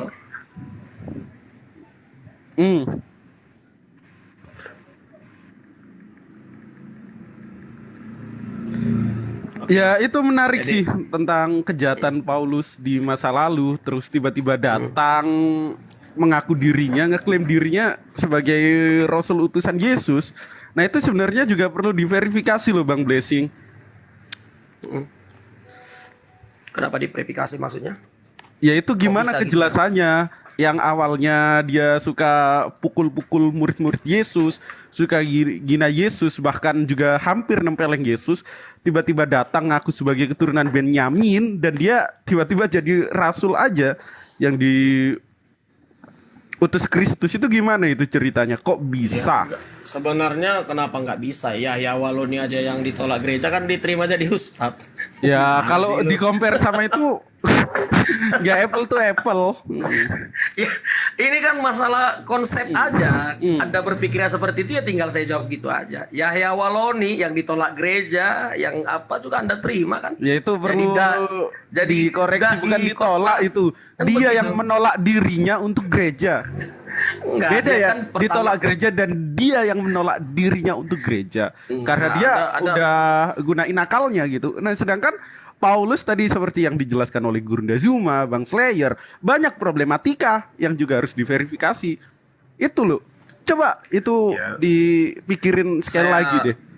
Saya rasa itu jawabannya sangat sederhana dan mudah saja. Setiap orang kan ada saatnya mungkin kalau kita katakan bertobat berubah gitu ya. Mungkin menurut Anda contohnya ketika ada orang masuk Islam, seorang penjahat, Anda mengatakan itu dapat hidayah. Kan seperti itu. Ya kurang lebih seperti itu konsepnya, tidak perlu terlalu kita pertanyakan saya rasa itu. tidak ada masalah. Oh, Justru konsep apalagi hidayah. tunggu. Selain itu seorang justru sebenarnya kalau kita mau merendahkan hati kita, memikirkan apa mungkin Paulus seorang pembohong, kan begitu. Oh, Kalau kita mengatakan pasti itu kalau sesuai Alkitab.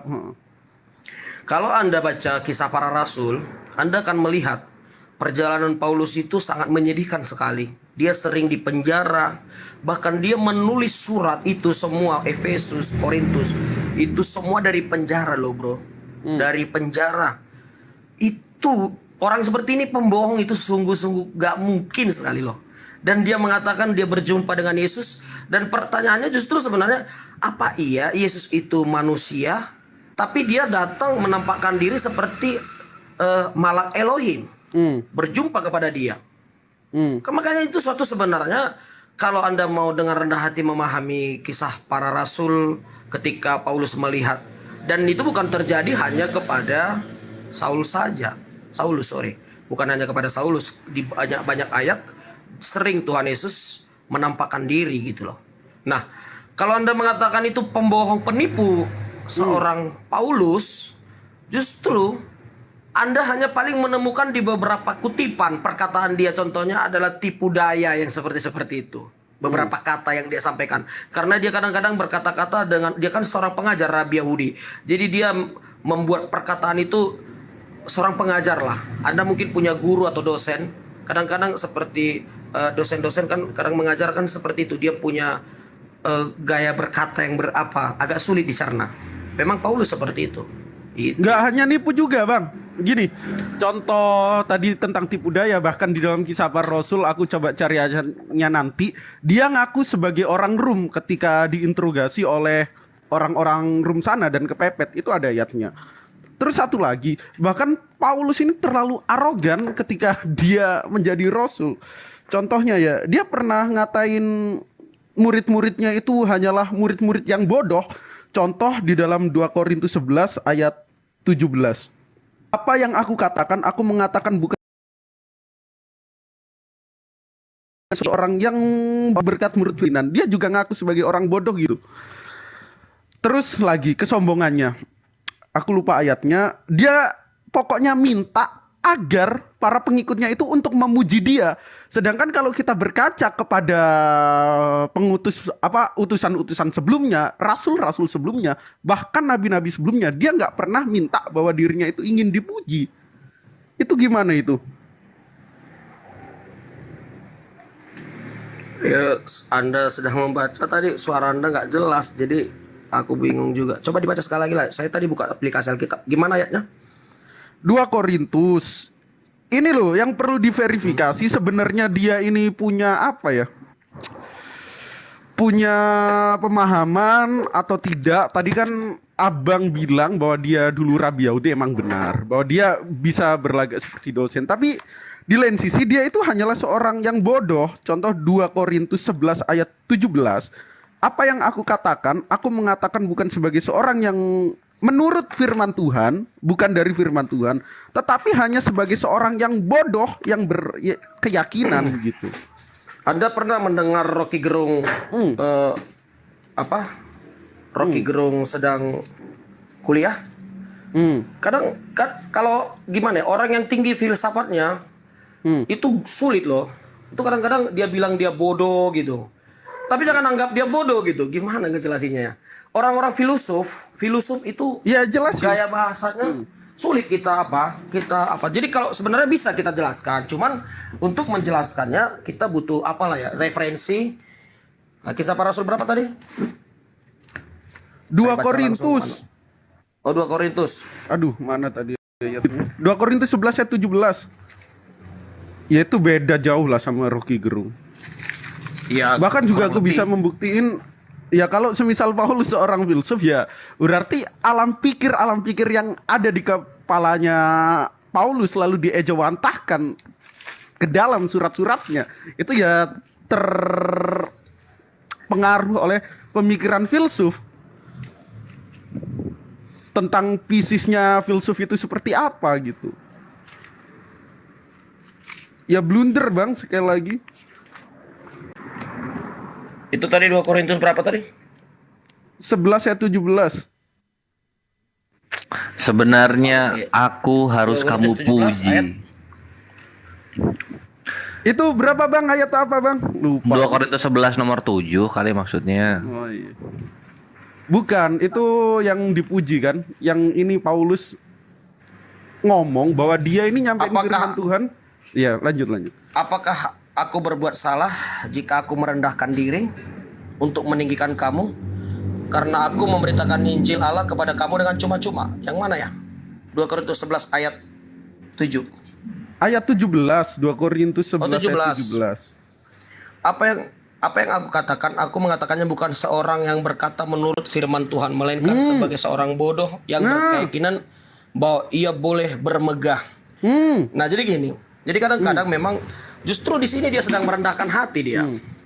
Karena seorang yang menyampaikan firman Tuhan itu sebenarnya ya kelasnya rasul. Jadi dia mengatakan awak ini apalah awak ini, bodohnya awak ini gitu. Padahal dia rasul gitu. Yang mengutus dia Yesus. Udah terang-terang Yesus yang menyuruh dia menjadi rasul, tapi dia mengatakan dirinya bodoh gitu. Jadi cara gaya bahasa dia itu gimana makanya saya katakan di awal tadi, dan kita juga sebagai orang yang Kristen, ada banyak hal yang perkataan Paulus ini benar-benar luar biasa sih sebenarnya. Luar biasa. Tapi kalau Anda menghuruf per huruf seperti ini, berarti ini Paulus bodoh, ini bego, ini kan gitu. Padahal Gini, enggak. Yang ku soroti di sini, ternyata yang disampaikan Paulus selama ini itu bukan dari firman Tuhan, tetapi berasal darinya dirinya sendiri, yang dimana dia sendiri itu mengakui bahwa dirinya itu bodoh. Salah. Jadi Anda bisa lihat perikopnya di atas. Paulus tidak mementingkan diri judulnya. Paulus, jika Anda baca dari Gini loh, ayat Bang, yang ke-7, kan perikop itu berasal dari kalangan kalian sendiri yang bikin itu. Bahkan kalau kita mengacu kepada sumber manuskrip terdekat, nggak ada istilah perikop itu, nggak ada catatan tema di dalam perikop itu. Jadi ya agar menghalangi isi ayat yang terdapat situ, kasih perikop aja. Itu tidak Bang, salah. silakan. Justru dengan adanya perikop ini justru dengan adanya perikop ini, pengkanon Alkitab membuatnya lebih mudah memahami konteks keseluruhan ayat ini sampai ke bawah. Artinya membantu menjelaskan yang di sini gitu, menafsirkan supaya kita memahami jalur ceritanya gitu. Justru perikop itu sangat bermanfaat. Bukan justru mengaburkan. Maksud Anda tadi kan mengaburkan. Bukan mengaburkan. Justru itu adalah kesimpulan dari perikop tersebut. Kalau Anda baca ini, kalau saya baca semua ini butuh waktu panjang loh. Makanya kata bodoh di sini itu justru Paulus itu menyatakan tidak mementingkan dirinya sendiri. Bukan, artinya dia bukan sedang, kalau dia mengatakan contoh, akulah yang membawa firman kepadamu. Akulah, itu dia sombong dia. Oh, ada lagi. Buka 2 Korintus 12 ayat 11, bodoh tapi dia minta dipuji. Nah, itu ngaco itu Paulus itu. 2 Korintus 2? 2 Korintus 12 ayat 11. Sesungguhnya aku telah menjadi bodoh, tetapi kamu yang memaksa ke aku, sebenarnya aku harus kamu puji karena dengar. Itu. Jadi perhatikan. Gimana tuh? Dengar ya. Sungguh aku telah menjadi bodoh, tetapi kamu yang memaksa aku, sebenarnya aku harus kamu puji. Kamu yang memaksa aku memuji aku. Nah, jadi tata bahasa dia ini sebenarnya tinggi, bro. Tunggu, jadi gini, contoh nih, ini makanya saya katakan kalau Paulus ini seorang rabi nggak main-main, Tuhan memilih dia, luar biasa dia. Ini kosakatanya luar biasa. Bahkan dia minta dipuji, walaupun nabi-nabi sebelumnya atau rasul sebelumnya nggak pernah minta dipuji. Paulus doang ini loh. Coba abang cari, abang sesungguhnya aku dengar. Sesungguhnya aku telah menjadi bodoh, tetapi kamu memaksa aku. Kamu memaksa aku. Dengar ya. Aku jadi bodoh, sebenarnya kamu memaksa aku supaya kamu memuji aku. Aduh. Udah itu parah itu kesimpulannya. Bang, coba. Contoh Juma ngomong gini. Juma, ini suara Juma ya. Sesungguhnya hai Blebes dan kawan-kawan, aku jadi bodoh, kata Juma. Kamu memaksa aku supaya kamu menghargai aku, kata Juma. Ini Juma ini kan Gini, ente susunan puja-puja diksi ini. dalam kalimat itu Ente nggak gitu, puja-puja Bang. ini Juma ini. Gini. Aku ngejelasin lebih Makanya masuk akal. Ya? gaya bahasanya bro, gaya bahasanya pahami bro. Iya, Bahasa udah paham. Paulus Gini, itu coba luar gantian. biasa bro. Nggak. Gini. Sungguh Itu aku bentuk telah menjadi apresiasi. bodoh. Ya. Sungguh aku telah menjadi bodoh, tetapi kamu yang memaksa aku. Sebenarnya Iya. aku harus kamu puji, bukan dia dipaksa Kamu oleh memaksa orang-orang. Bukan. Paulus memberikan penekanan bentuk superlatif. Lanjut. Sebenarnya Lanjut ayat berikut. aku harus kamu Lanjut. puji. Coba lanjut. Itu apresiasi. Karena meskipun Karena aku tidak berarti sedikit Oh, pun, namun stop, di stop, dalam stop, segala stop. hal aku tidak kalah terhadap rasul-rasul yang luar biasa itu. Paulus ngaku dengar. nyombongin dirinya, dia nggak pernah kalah terhadap rasul-rasul Jadi- selain gue. Jadi kan gitu. gini. Jadi ini kan kompleks ini ya, dengar ya. Karena meskipun aku tidak berarti sedikit pun, ya. Tidak berarti, bab cakap saya ini sampah, Bro. Saya ini sampah. Walau memang saya akui saya rasul pilihan Tuhan. Nah, jadi gini, ini gaya bahasa Paulus memang melebihi dari semua murid-murid. Kalah semua murid. Karena memang dia tingkat pendidikannya tinggi, Bro.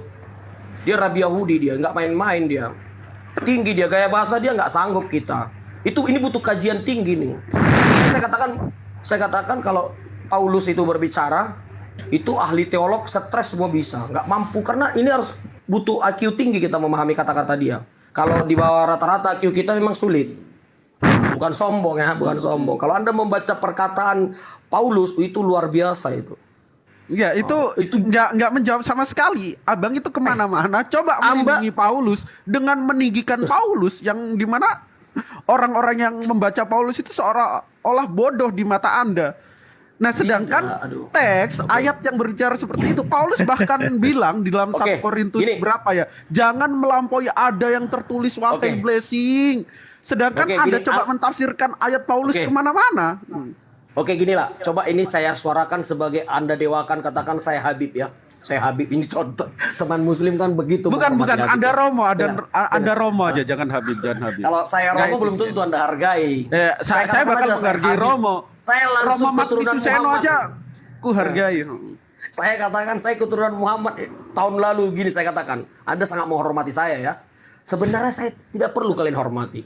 Saya tidak ada apa-apa. Walau memang sebenarnya rasa hormat itu sebenarnya ada pada saya. Nah kurang lebih gaya bahasa ini yang disampaikan di sini. Gaya bahasa itu. Makanya tidak mungkin satu bahasa pujian dan merendahkan secara bersamaan terjadi. Ada sesuatu makna yang tersirat di situ gitu loh. Di mana ketika digabungkan satu narasi pujian dengan satu lagi narasi kerendahan, itu ada makna yang tersirat. Jadi tidak seperti yang Anda bayangkan. Loh, kita memahami teks seperti itu, seperti yang Paulus inginkan. Jangan melampaui yang tertulis pertama. Saya baca sekali lagi ya. Iya, lanjut. Sungguh aku sebagai Habib telah menjadi bodoh. Ya. Tetapi kamu yang memaksa aku. Sebenarnya aku harus kamu puji. Ya Paulus, gua puji-puji nanti. Kamu puji-puji, kamu cium tanganku. Dengar, kamu cium-cium tanganku kemana-mana aku pergi, kalian hormati sampai jilat-jilat tanganku, kamu puji-puji. Karena meskipun aku tidak berarti sedikit pun, meskipun saya sebenarnya tidak berarti, artinya kita sama-sama manusia, sama-sama tercipta dari tanah. Namun di dalam segala hal aku tidak kalah juga dengan rasul-rasul yang lain. Asik Paulus luar biasa. Memang iya. Gila, nggak mau kalah Paulus, dewa emang Paulus ini, kita wajib memuji dia. Dia nggak kalah sama rasul-rasul sebelum dia juga. Memang iya. Dan kan para Habib pun ngomongnya seperti itu. Sebenarnya gini. Mana ada Habib ngomong gitu?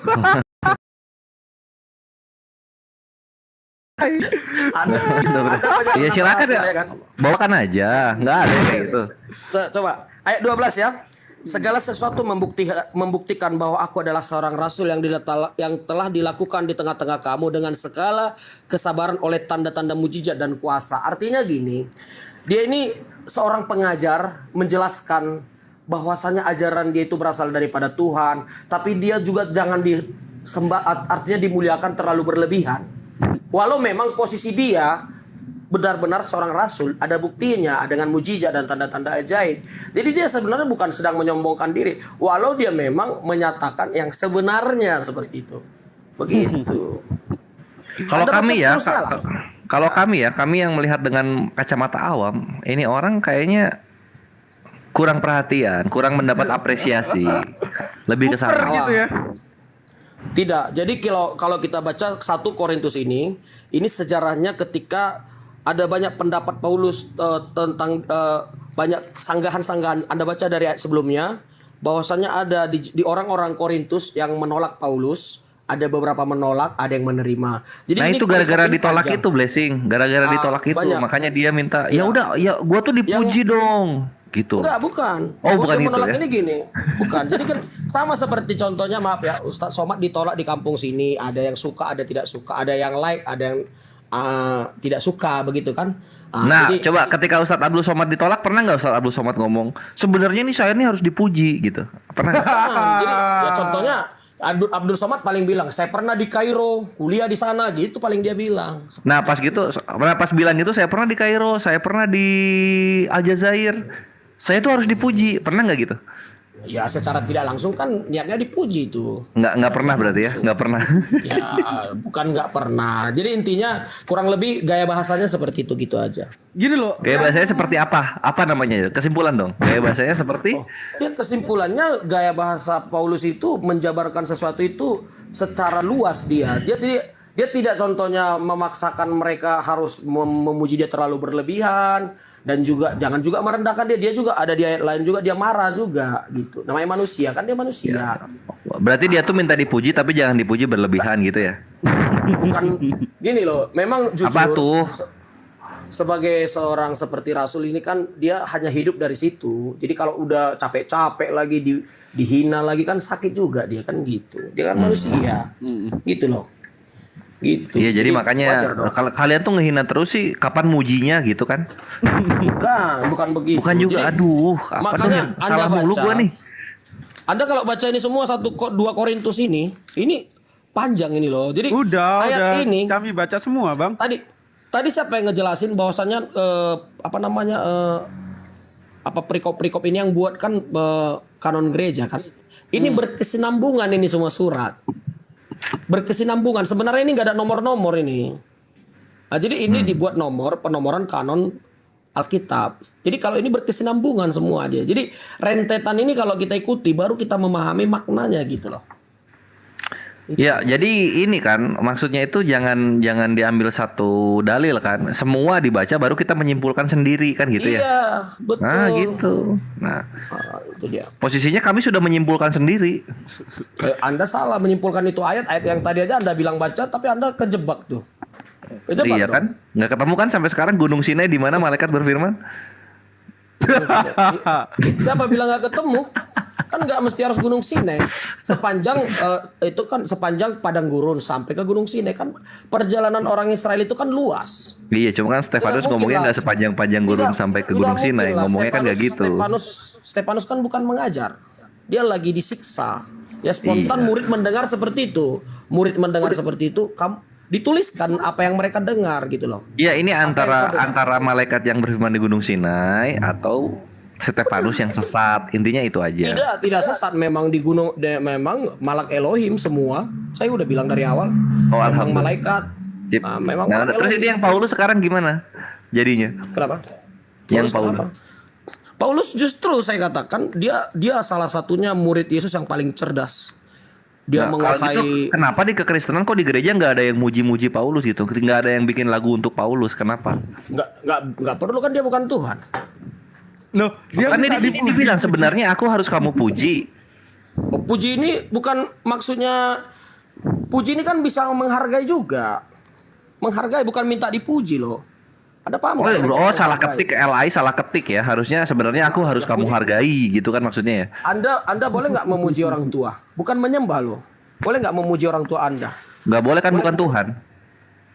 Bukan menyembah, memuji. Loh, tadi gitu katanya, yang dipuji cuma Tuhan doang katanya. Anda terlalu. Terlalu. Blessing. Terlalu Anda. Tadi katanya ngapain dipuji, bukan Tuhan. Nah ya sekarang orang tua boleh dipuji atau enggak? Ya disembah maksud saya, bukan puji yang seperti apa. Puji Ya kan itu ada makanya banyak, kenapa Bang. nggak dibikin lagu puji-pujian untuk Paulus gitu loh. Bukan puji yang seperti itu maksudnya. Ini sebenarnya lebih Apa kepada Bang menghargai. Blessing mau request besok aku tak bikin mahakarya pujian tentang Paulus. Insya Allah malam ini jadi kok. Bagus. Kita bisa bikin. Paulus yang terbang bisa menjelaskan Yesus. Petrus, Halo Matius, bro. tidak Bro, ada apa-apanya. Halo Triwira. Iya. Itu benar itu yang disampaikan oleh Bro Blessing itu. Nggak ada yang salah lah. Iya. Iya benar Jadi kok. makanya kalau baca surat-surat Paulus itu, ya dia menggunakan gaya bahasa yang beda banget sih dengan murid-murid yang lain. Ya, seperti tadi sudah dijelasin, saya paham betul karena yang saya pahami persis sama. Jadi dia sebenarnya tidak meninggikan diri, tapi justru dia merendahkan diri, merendahkan hatinya. Bukan untuk Iya sih, benar. meninggikan diri, tapi dia menggunakan kata-kata yang sebenarnya itu sesuai dengan apa adanya. Dia jujur Benar-benar. sebenarnya. Cuman kalau dia jujur terlalu keras, dia dianggap sombong, kan gitu. Makanya dia kasih dua kata yang ekstrim itu sehingga orang paham, oh berarti Rasul Paulus ini sebenarnya jujur, cuma dia tak mau. Misalnya, bisa nggak dia meninggikan diri? Secara logika bisa karena dia pinter banget ya, anak buahnya Gamaliel itu, ya. Iya, Gurunya Triwira gue juga Gamaliel. sepakat gitu. Ya. Sebenarnya dia di sini sedang merendahkan diri gitu. Karena kan kita ya kalau mendengar ada orang minta dipuji itu kan jadinya rendah di mata kita. Itu pas. Bukan. Oh. Jadi gini, kalau kita punya gaya sendiri kan, kita mau nyampaikan sesuatu supaya orang misalnya, supaya orang tidak tersinggung, atau supaya orang langsung tahu, atau supaya orang kaget. Itu ada, kaget supaya sadar. Itu ada cara-cara. Nah, Oh lagi kaget pas dia begitu. ngomong kayak gini. Oh iya kan, misalnya contoh saya kencengin, saya tegasin ke Bro Kores. Bro Kores kan kaget, oh jangan gitu dong, kok kamu marah? Bukan, cuma saya tegasin. Itu kan tujuan saya mengatakan seperti itu. Nah, Oh lain kali jadi juga ada gue. tujuan. Iya, Iya, bagus. makanya Nanti ada gue akan gaya praktekkan baik. ketika gue kaget gue bilang aku harus kamu puji. Nah, gitu. Bukan begitu. Salah Dia terus punya- ih. Begini, dia kan punya gaya bahasa khusus. Salam itu sudah dulu. Nggak ada yang dijelaskan benar oleh ini kok. Kok nggak ada Bro yang Blessing. benar Dan sih? itu kalau kita lihat surat-suratnya, itu seperti itu surat-suratnya. Memang gaya bahasanya seperti itu. Jadi gaya bahasa itu Tapi namanya begini, gaya Bro. bahasa Bro. apa ya? Dia Bro. tribal gitu. Gaya bahasanya seperti itu. Kalau misalnya Paulus merendahkan dirinya, tapi jangan juga kali membego-begoi, membodoh-bodohkan diri gitu. Oh, makanya kan itu yang saya bilang sebenarnya. Ya itu sebenarnya kan dia melakukan itu. Gini, dia kan orangnya pintar. Itu pintar banget orang itu, Pak Dia Rasul pintar, Paulus itu. pintar Nah. membuatnya, pintar ya begini ya, pintarnya Paulus itu ya, pintar membuat Yesus jadi Tuhan. Oh bukan, jadi begini bro coba tuh baca. gini, bro itu kalau saya lihat tuduhan terus, itu fitnah. Ya, Coba data kalau ada. bro pelajari sebentar. Kisah para Rasul Sebentar 2, dulu 3, saya 6. jelasin. Sebentar Iya, saya kasih jelasin. data dulu, kisah 2, 3, 6 Iya coba. sebentar saya mau jelasin ngasih data. Kamu selalu begitu kok. Kalau dengan saya, kamu diam dulu lah. Ini Gitu datanya loh. ada Kalau loh. nggak ditegasin kamu nggak diam gitu loh. Nanti dianggap aku marah. Ini Bikin datanya kacau. ada. Ini datanya ada, Tidak, bro. kamu diam dulu. Kalau mau dijelasin kamu diam. Gitu loh. Apa yang Anda mau jelasin sebelum saya baca Lah data? diam dulu lah. Kamu aneh. Mau dijelasin kok. Mestinya Saya mau jelasin apa yang Anda mau, begini. apa yang Anda mau jelasin sebelum saya mau baca jelasin data? mengenai Rasul Paulus. Tenang aja. Paulus saya jelasin ya baik. makanya saya baca dulu baru Ya Anda sudah, jelaskan. kamu jangan diam dulu lah. Kamu tuh aneh. Kamu Jadi, tuh selalu begitu datanya nyanggah begini terus supaya saya nggak beri adalah- penjelasan. Iya, Aneh kau habis itu. ini Anda Ya sudah menyanggah. saya jelasin dulu. Kamu diam, saya jelasin. Apa yang Anda mau jelasin nggak ada yang tanya? Ya mengenai Rasul Paulus. Nggak ada yang Kamu tuh tanya aneh. itu. Nggak ada yang tanya itu. Kamu tuh Begini. cerdas nih. Artinya begini. Kau itu. Paulus ini yang membuat Yesus menjadi Tuhan. Saking pintarnya Ya, itu dia. kan kamu tuduhanmu. Itu kan menurut Datanya. persepsi pikiranmu. Datanya Mana begini datamu bunyinya. itu nggak Ya, ada. saya bacakan. Ya udah, Ya. saya jelasin dulu deh. Apa Ya, yang saya Anda mau jelasin dulu. jelasin? Saya belum baca data. Nah, kisah para Ya udah silakan ya. kamu kasih datanya. Mana datanya? Ya, Kasih. begitu dong. Kisah para apostolos 2 nomor 36. Jadi seluruh kaum Israel harus tahu dengan pasti bahwa Allah telah membuat Yesus yang kamu salibkan itu menjadi Tuhan. Di sini Yesus Saya jelasin ya. dibuat menjadi Tuhan. Silakan jelaskan. Baru Saya Anda jelasin jelaskan ya. sekarang, silakan. Iya, jadi begini, kamu Ya. begini ya, teman-teman harus tahu kondisi pada saat itu. Kondisi di mana murid-murid itu sampai setelah Tuhan Yesus naik ke surga. Itu orang-orang orang-orang Yahudi pada umumnya ya, yang menolak Yesus sebagai Tuhan dan juru selamat, itu mereka kan membenci murid-murid Tuhan Yesus sampai mereka menerima Roh Kudus ya di kamar loteng Yerusalem. Itu setelah peristiwa itu baru Petrus berdiri dan berkata seperti itu. Ya kan? Kenapa? Karena Petrus tahu mereka nggak percaya sampai detik itu. Makanya dia ulangi, dia tegasin bahwa lihat loh, Tuhan Yesus yang engkau salibkan itu. Yang engkau salibkan itu ya, telah menjadi Tuhan dan Kristus. Iya. Itu dia sebutkan, dia katakan karena mereka tidak percaya sampai pada saat murid-murid Tuhan Yesus itu menerima Roh Kudus baptisan di kamar loteng Yerusalem. Ya, sejak awal mereka tahu dia sebagai Tuhan dan juru selamat. Sudah. Bro, ini saya baca Thomas datanya berkata lagi ya. seperti itu. Saya baca Apalagi datanya lagi nih, Petrus. Anda nggak jelaskan. Gitu. Di sini jelas kisah para apostolos 2:36. Saya baca lagi nih. Ini data loh ya, saya nggak ngarang nih. Iya, kamu baca jangan cuma satu ayat itu. Kamu tahu nggak satu perikopnya? Gitu dong, kamu tahu supaya konteksnya kamu tahu kapan itu disebutkan. Gantian dong, Bang. Gantian. Jadi seluruh kaum Israel harus tahu dengan pasti bahwa Allah telah membuat Yesus yang kamu salibkan itu menjadi Tuhan. Di sini adalah Yesus itu menjadi Tuhan karena dibuat oleh Allah, kata Paulus. Jadi Tuhan kamu itu Yesus, Tuhan buatan, Bang. Jelas kata Paulus nih, jangan kata saya. Bukan. Jadi itu pemahaman Anda. Sebentar, saya jelasin ya. Gimana Biar sih? saya jawab dulu. Sebentar, saya jelasin. Sebentar bro, saya jelasin dikit nih ya. Jadi kamu juga kita ini berbeda. Pengertian Tuhan aja dengan antara Islam dengan Kristen aja udah beda ya. Sudah beda. Ya, itu sebenarnya penegasan dari Rasul Paulus itu. Rasul Petrus ya. Petrus yang berdiri itu setelah mereka diurapi oleh dibaptis Roh Kudus di kamar loteng Yerusalem. Itu untuk penegasan aja. Pertama yang tadi saya bilang. Terus yang kedua mengenai Tuhan. Jelas pada waktu Tuhan Yesus mati di kayu salib, ya kan, dia turun dalam kerajaan maut. Ya kan? Makanya di ayat yang lain dia berkata dia mengalahkan maut. Makanya dia menjadi Tuhan atas orang hidup dan orang mati. Dia masuk dalam kerajaan maut. Nah, dia Kristus karena dia diurapi. Ya, dia mati. Orang yang diurapi dan mati mengalahkan maut. Makanya dia berkuasa atas orang hidup dan orang mati. Dia memegang kerajaan maut dan kunci maut dan kerajaan maut. Itu sebutannya yang kedua ya. Alasan kedua itu, alasan pertama yang tadi saya katakan. Anda nggak menjelaskan ini, bro. Ya nggak menjelaskan, kamu tuh begitu kan. Setiap kali kita jelasin kamu bantah. Gitu loh, itu sesuai dengan Alkitab. Gitu loh, kamu baca dulu satu perikop itu, bro, Selebes. Kamu baca dong yang cuma satu ayat. Di sini Yesus Yesus dibuat menjadi Tuhan atau dia Tuhan dari sananya?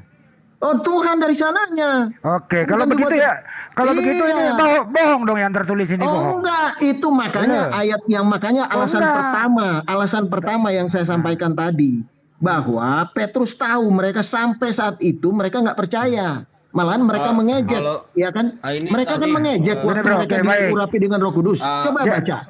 Oke, jadi menurut Anda Yesus ini Tuhan dari sononya gitu? Oh iya. Oke, sejak kapan? Aduh. Sejak kapan dia jadi Tuhan? Bro, Sejak kapan dia jadi Tuhan? Sebentar, saya jelasin. Sebentar, blessing. Abis itu nanti saya kasih ke blessing ya. Sejak kapan dia jadi Tuhan, bro? Sebentar dulu ya. Di nubuatan jelas. Saya berapa kali jelasin. Nubuatan pertanyaannya sejak kapan Yesus Tuhan? Iya, makanya tidak bisa satu kalimat, bro. Kamu tuh nggak ngerti. Pertanyaanmu nggak bisa dijawab dalam satu kalimat. Butuh berapa hari?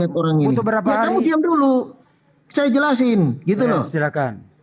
Jadi begini di nubuatan Yesaya Ya, Elohim Yotevaya berkata, akulah Tuhan dan tidak ada juru selamat selain daripadaku. Juru selamat itu digenapi. Ya, pada hari ini lahir bagimu Kristus, Yesus Kristus, Tuhan di kota Daud. Juru selamat Kristus Tuhan di kota Daud. Jadi juru selamat itu adalah Elohim itu sendiri. Siapa Elohim itu? Yotevave, berarti dia Tuhan. Sebentar. Sebentar dulu. Terus apa? Malaikat Gabriel datang sebentar dulu. Aduh. Gimana sih? Dari nubuatan jelas dia Tuhan, dia Elohim itu sendiri. Digenapi di Lukas yang saya bilang tadi itu. Terus apa yang dikatakan oleh Gabriel? Gabriel berkata, ya kan, Roh Allah yang Maha Tinggi itu akan menanggung engkau dan anak yang kau lahirkan itu akan disebut anak Allah. Ya kan? Anak Allah. Jelas. Ya. Jadi dia Tuhan sejair. Terus berkata, aku dari atas bukan. Kamu dari bawah, tapi aku dari atas. Sebelum Abraham jadi, aku telah ada. Jadi dia itu dia. Gantian ya. Yohanes 1 ayat 1 sebentar. Yohanes 1 ayat 1 sampai 18 ya. Pada mulanya adalah firman. Firman bersama dengan Allah dan firman itu adalah Allah. Firman itu menjadi daging. Tuhan Yesus. Tuhan Yesus itu adalah Allah. Jelas gantian ya? Iya, gantian ya. Aduh, Anda tadi mengutip Lukas 2 nomor 11. Pada hari ini telah lahir bagimu juru selamat Kristus Tuhan di kota Daud. Artinya Bunda Maria melahirkan Tuhan, setuju? Setuju? Jelas. Oke, artinya Bunda Maria juga menyusui Tuhan, setuju? Jelas. Oke. Bunda Maria juga mengandung Tuhan, betul? Oh, betul. Jelas. Oke. Waktu Tuhan dikandung, berarti Tuhan Anda dalam kandungan ya? 9 bulan? Iya. Berarti menjaga alam semesta dalam kandungan?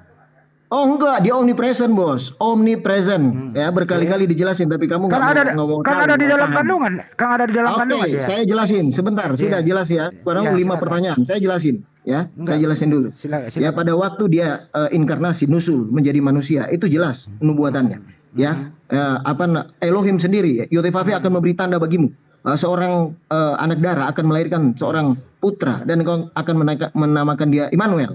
Berarti Yesus yang nusul menjadi Elohim yang nusul menjadi manusia itu harus melalui, maka dia harus hadir dari rahim Maria. Jelas ya. Untuk apa dia menjadi harus lahir dari rahim Maria? Proses kelahiran manusia supaya nyawa yang ada di dalam darah suci itu terbentuk untuk dicurahkan di bukit Golgota untuk menanggung manusia, menebus dosa. Itu jelas. Makanya disebut anak manusia. Dia ada silsilanya. Tapi Gabriel berkata tadi bahwa dia adalah anak Allah. Jadi dia anak manusia dan dia juga adalah anak Allah. Oke, baik. Jelas ya. Nah, jangan bilang bahwa pada saat dia lahir terus kosong di surga. Tidak. Oke, baik. Gantian ya, Bang. Allah itu adalah roh. Dia omnipresent. Dia bisa berada di mana saja. Oke. Begitu loh. Daud berkata, kalau aku mendaki ke langit, engkau ada di sana. Kalau aku turun dalam dunia orang mati, engkau juga ada di situ. Jadi Allah yang maha kuasa itu adalah Allah yang roh, yang omnipresent. Oke ya. Ntar dulu, saya belum kelar. Saya belum kelar. Sebelum saya silakan bro blessing. Sorry bro. Gantian dulu, ntar dulu. Silakan bro blessing. Silakan bro blessing. Lanjutkan. Saya lagi. Saya dulu. Saya dulu. Kisah 2. Ntar dulu jangan lari ke sana dulu. Ntar dulu ya. Gantian dulu ya. Jadi tadi menurut Pak siapa sih tadi ini, Pak Triwira, ya Bunda Maria itu mengandung Tuhan pencipta alam semesta. 9 bulan Tuhan Anda dalam kandungan. Kan begitu. Setelah dia berojol juga, Bunda Maria menyusui Tuhan pencipta alam semesta itu. Gitu. Menurut Pak Triwira nih. Saya ikuti Anda loh ya. Jadi jangan marah gitu ya. Sekarang ya silakan saja mengimani hal kayak begituan, nggak apa-apa. Yang menjadi problem adalah saya belum pernah menerima kisahnya manusia di zaman Bunda Maria, termasuk Bunda Maria dan suaminya Pak Yusuf itu menyembah kandungan Bunda Maria. Tidak ada satupun manusia di muka bumi pada waktu itu berdoa kepada kandungan Bunda Maria. Sedangkan menurut Anda Tuhan pencipta dalam semesta ada dalam kandungan. Udah, nah sekarang, kita tangkap. Sekarang pertanyaan sudah ditangkap. Gantian. Pertanyaannya adalah, bagaimana Anda mau jawab belum ada pertanyaan? Pertanyaannya adalah, Bunda Maria kalau dia berdoa itu berdoa kepada ke surga atau berdoa ke dalam kandungannya? Silakan. Oke, Ya saya jawab ya. gampang jawabnya. Saya jawab- Silakan saya bro, jawab dulu, Tab. Saya jawab dulu. blessing. Silakan. Ya, saya jawab dulu satu-satu. Doa Maria kepada kandungannya atau kepada Bapa Surgawi ya. Nanti saya jawab itu ya. Saya masuk dulu ke Kisah 2:36. Ya. Itu khotbah Petrus ya, di mana dikatakan bahwa Yesus yang kamu salibkan menjadi Tuhan ya. Berarti itu Tuhan itu karena Anda mengatakan Paulus tadi mengatakan ya, Paulus. Karena Paulus menjadikan Yesus Tuhan gitu ya. Itu salah, bukan Paulus. Ya tapi itu salah Petrus. itu, Mak. Saya udah bilang Petrus kan, salah dia. Petrus ya. Kisah para rasul yang mulia. Roma Kisah Iya itu keliru 14:9 kamu itu Andi, surat makanya kamu Paulus. tuh nggak baca, pura-pura baca Kisah- tapi nggak paham. Jangan Kisah dikasih apa? kisah bang, Memalukan. kasih Roma Memalukan. 14:9. Ya Roma 14:9 Satu-satu coba. Itu Roma karena Ini dulu 14:9. biar selesai. Ya. Oke, nanti saya jawab Roma. Saya jawab Iya. dulu yang Kisah 2 ya. Iya, iya. Coba Anda baca Kisah 2 ayat 35. Apa itu? Anda tahu nggak? Duduklah di sebelah kananku sampai kubuat musuhmu menjadi tumpuan kakimu. Itu sinkron dengan Mazmur. Ya. Mazmur Mazmur 91.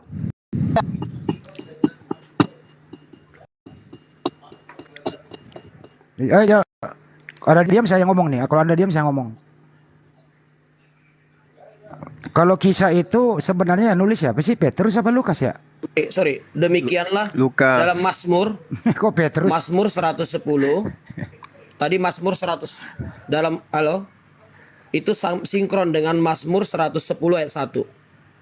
Kisah para Rasul 2 ayat 35, ayat yang sebelum 36 itu sinkron dengan Mazmur 110 ayat 1.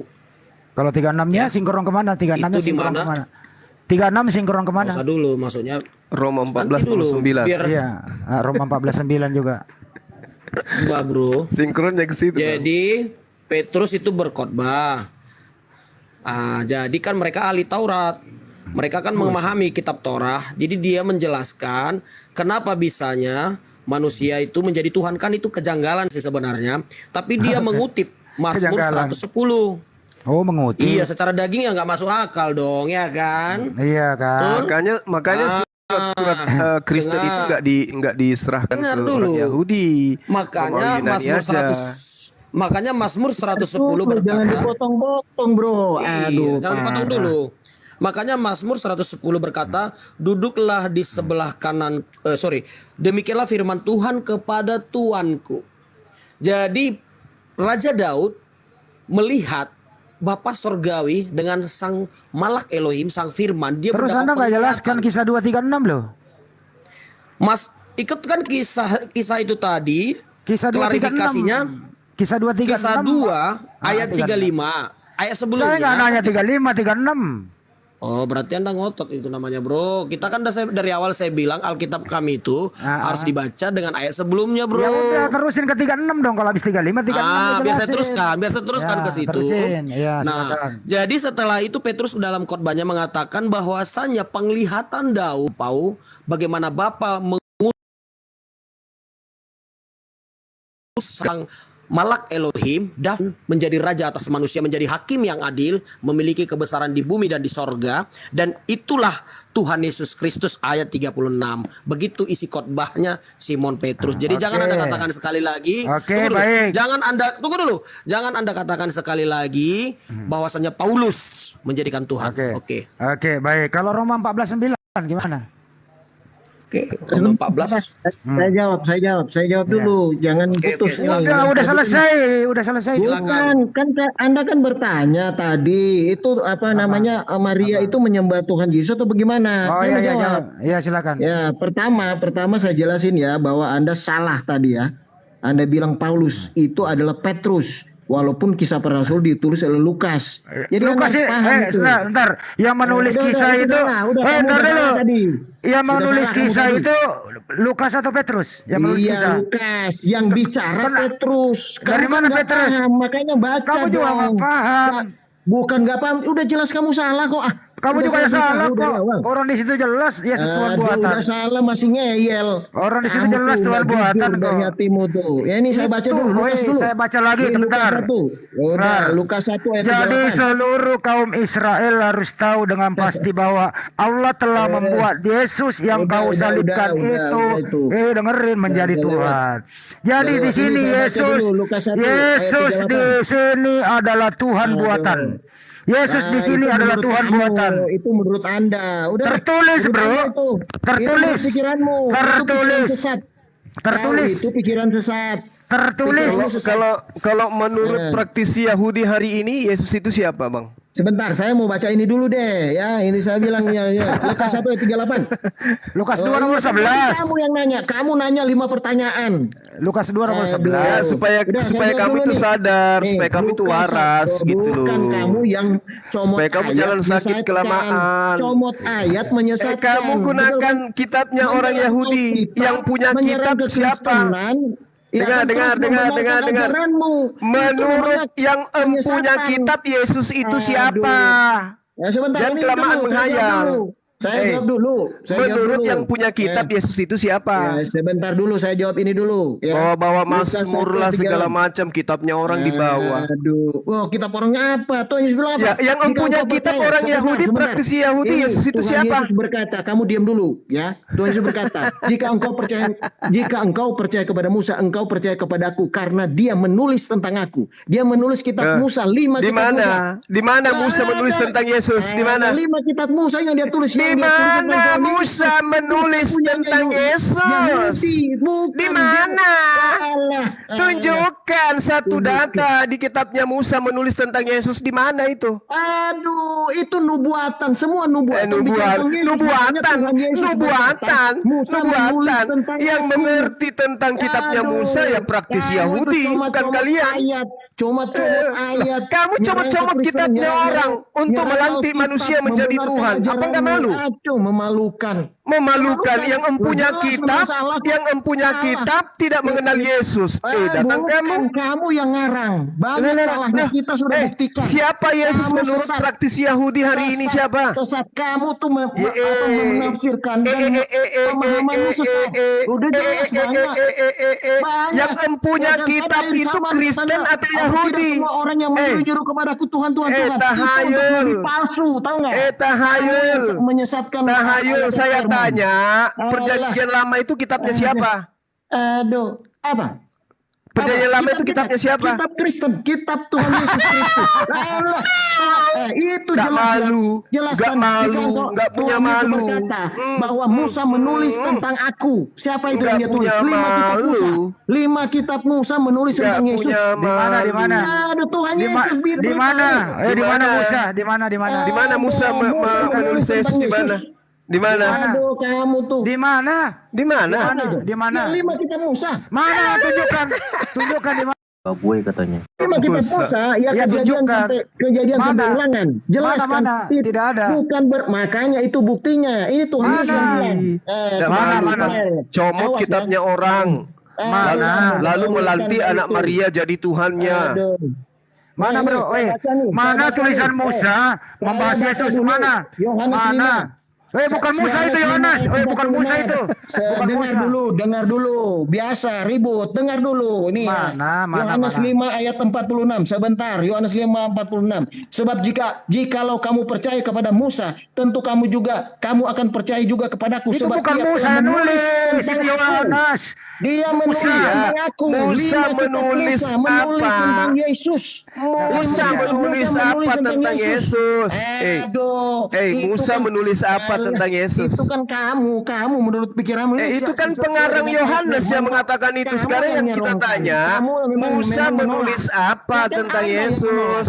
Anda jelas menolak kok, menolak ketuhanan Yesus. Musa menolak menulis firman Tuhan. apa tentang Kamu Yesus? comot-comot Terwira, ayat, gantian bicara, comot-comot Terwira. ayat, menyerang Terwira, gantian firman bicara, Tuhan, weh. Kamu menyerang ngomong terus. kekristenan. Yang Ya kan? punya Terus kitab, membenarkan ajaranmu. yang Alah, punya mending ke kitab laut kau itu. menertawakanmu, bro. Yang punya kitab Ketawa menertawakan aja. kamu, Semua bro. yang kamu katakan sudah diklarifikasi. Gantian bicara bro. Semua salah. Kamu Semua ngomong sesat. Mimpi kamu mimpi. Dengarkan. Kitabnya Musa dengan Kristen itu jaraknya 1700 tahun. Aduh, alah, emangnya kamu yang tahu. Ada kamu itu. Panik beragama tanpa otak. Begini dengarin, jadinya. Pak. Kamu yang Kembali ke topik, jelas bro. kok, ayat-ayat yang Bro. kamu comot itu untuk Kembali ke topik, untuk Bro. Kamu menolak mencomot, Tuhan Yesus. bukan cuma Menyerang mencomot, kekristenan. kamu merampok Terus kitabnya membenarkan Yahudi ajaranmu. untuk melantik Tuhanmu yang manusia itu. Aduh, memalukan. Oke, kembali ke topik ya. Sudah jelas kok. Sekarang praktisi Yahudi siapa Yesus menurut mereka?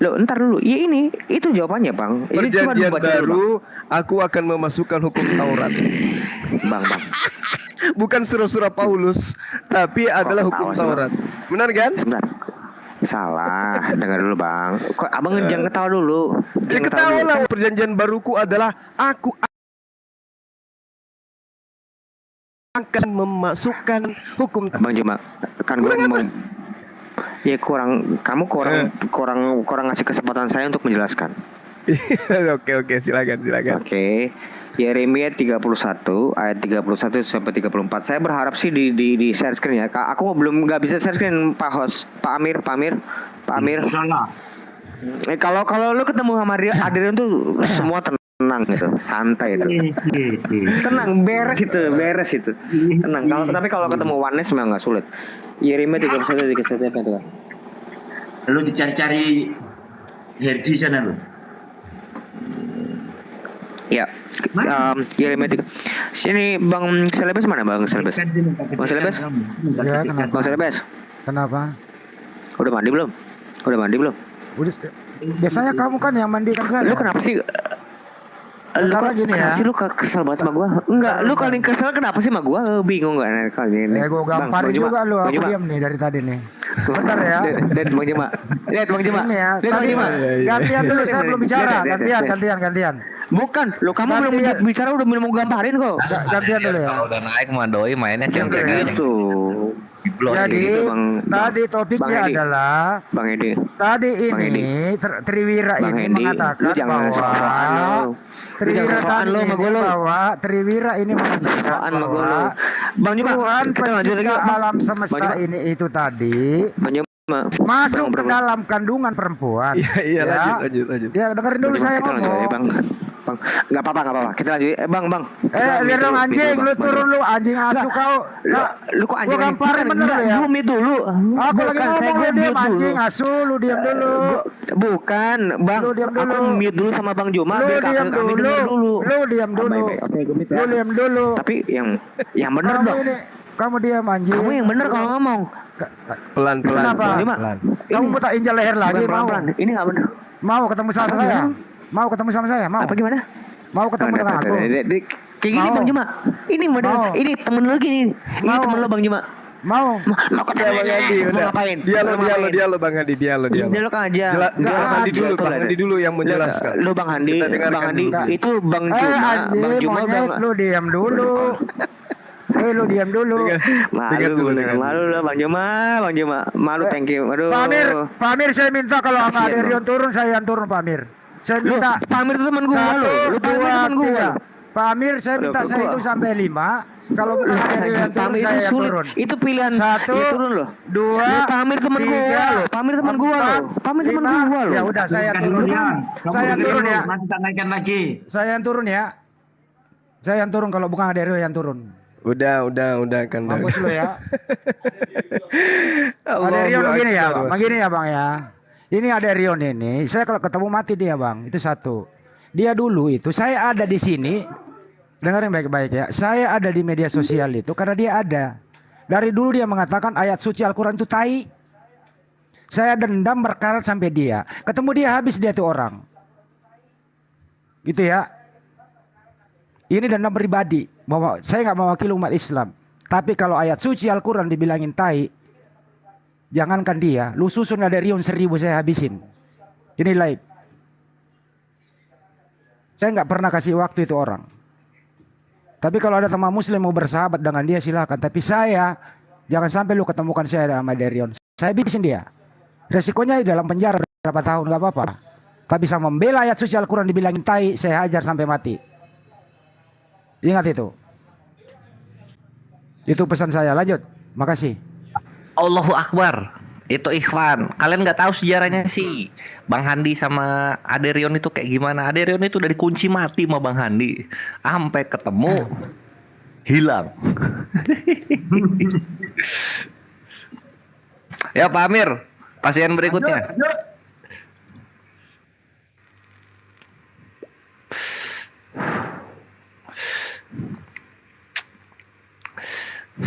Triwira naikin dari Triwira kayaknya masih emosi Triwira tuh.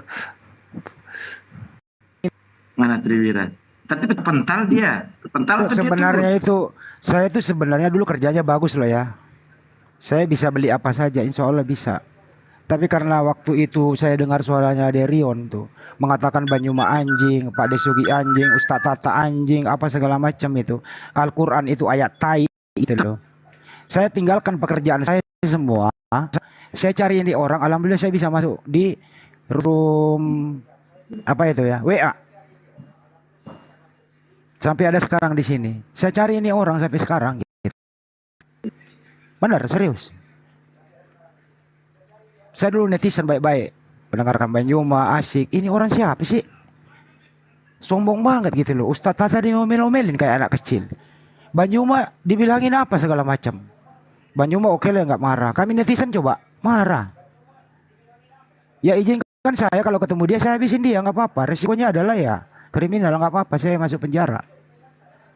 Ya untuk itu jangan pertemukan saya dengan Adek Rion. Kalau saya ada tolonglah jangan dinaikkan Pak Amir. Mohon maaf ya Pak Amir ya. Jangan sampai saya satu room dengan dia. Sampai detik ini saya masih cari. Saya hubungi Ari Wibisono sesama Muslim. Dia tahu rumahnya. Pak Ari nggak mau ngasih.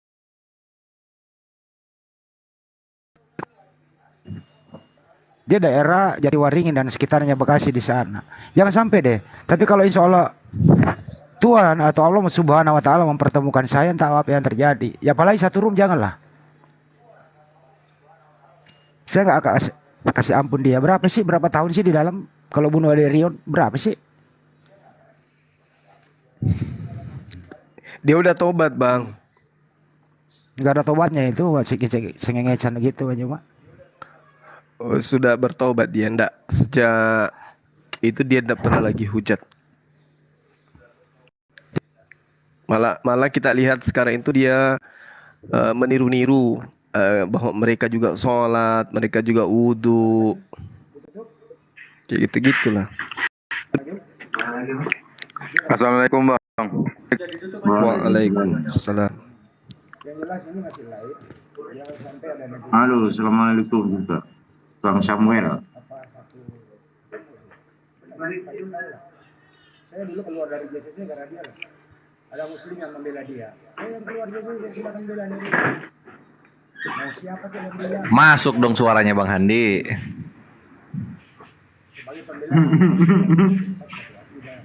Ini dendam apa ini berdua ini? Nah, ini karena suasananya sudah kondusif dan teduh, kita sudah memberikan resep kepada beberapa pasien. Ya, semoga menjadi pergumulan di tempat tidurnya. Jangan lupa 29 Juni halal bihalal agung dalam rangka Idul Adha di Makassar. Yuk berangkat ikhwani fisabilillah. Nanti di sana insya Allah lebih lengkap lagi mujahidinnya. Dan terutama kita akan berjumpa langsung dengan Gurunda tanpa masker. Hahaha. Pak Amir ikut kan Pak Amir? Insya Allah. Alhamdulillah. Tuh ikhwan. Ya ini sounding awal dulu ya. Nanti Saya juga pulang kampung. Oh Pak Amir orang Medan. Orang Medan. Orang Sulawesi juga itu. Oh iya.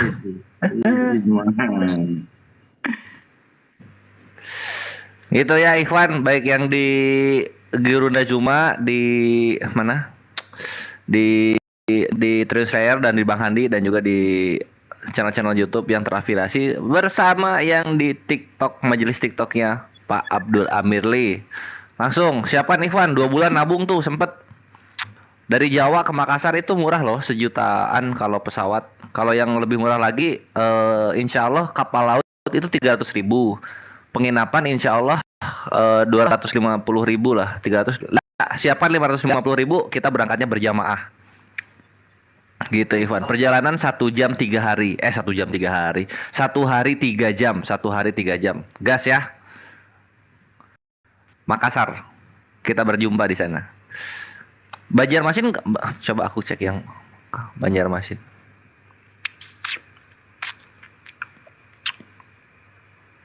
Banjarmasin.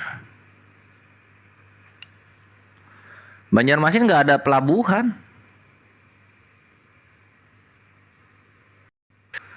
Paling dari mana? Dari Kaltim nih, Balikpapan ada. Balikpapan ke Makassar ya, kita lihat.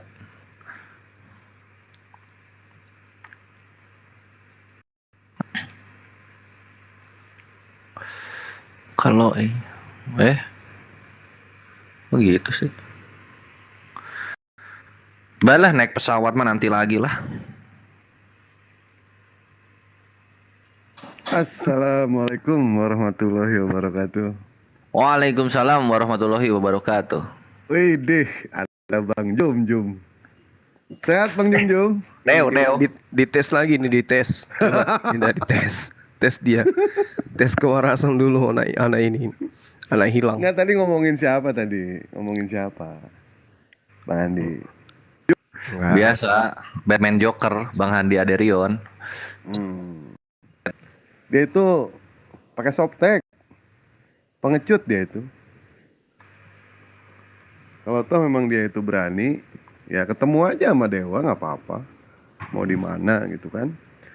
Sedangkan pada saat Bang Nandar itu ngelapor ya, ada hujatan dari Aderion ya yang ditaruh sama dewa yang mengatakan kalau Al-Quran itu adalah kitab tai.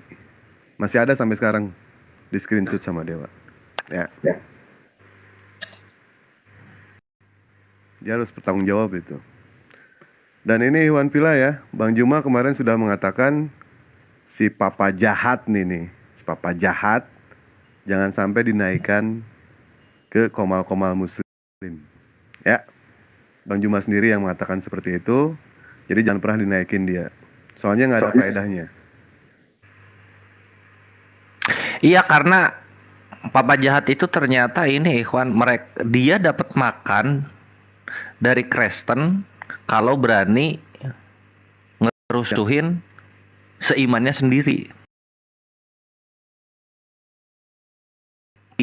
Ya. Bagi yang punya komal ya.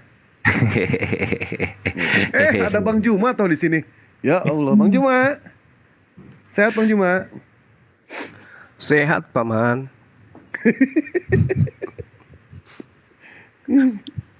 Gimana nih Bang Juma nih? Ada kabar apa nih Bang Juma?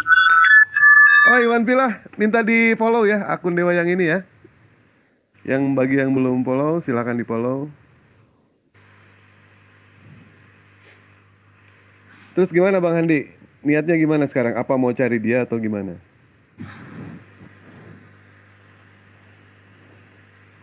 Bang Handi? Ini lagi nyari nih Bang Handi.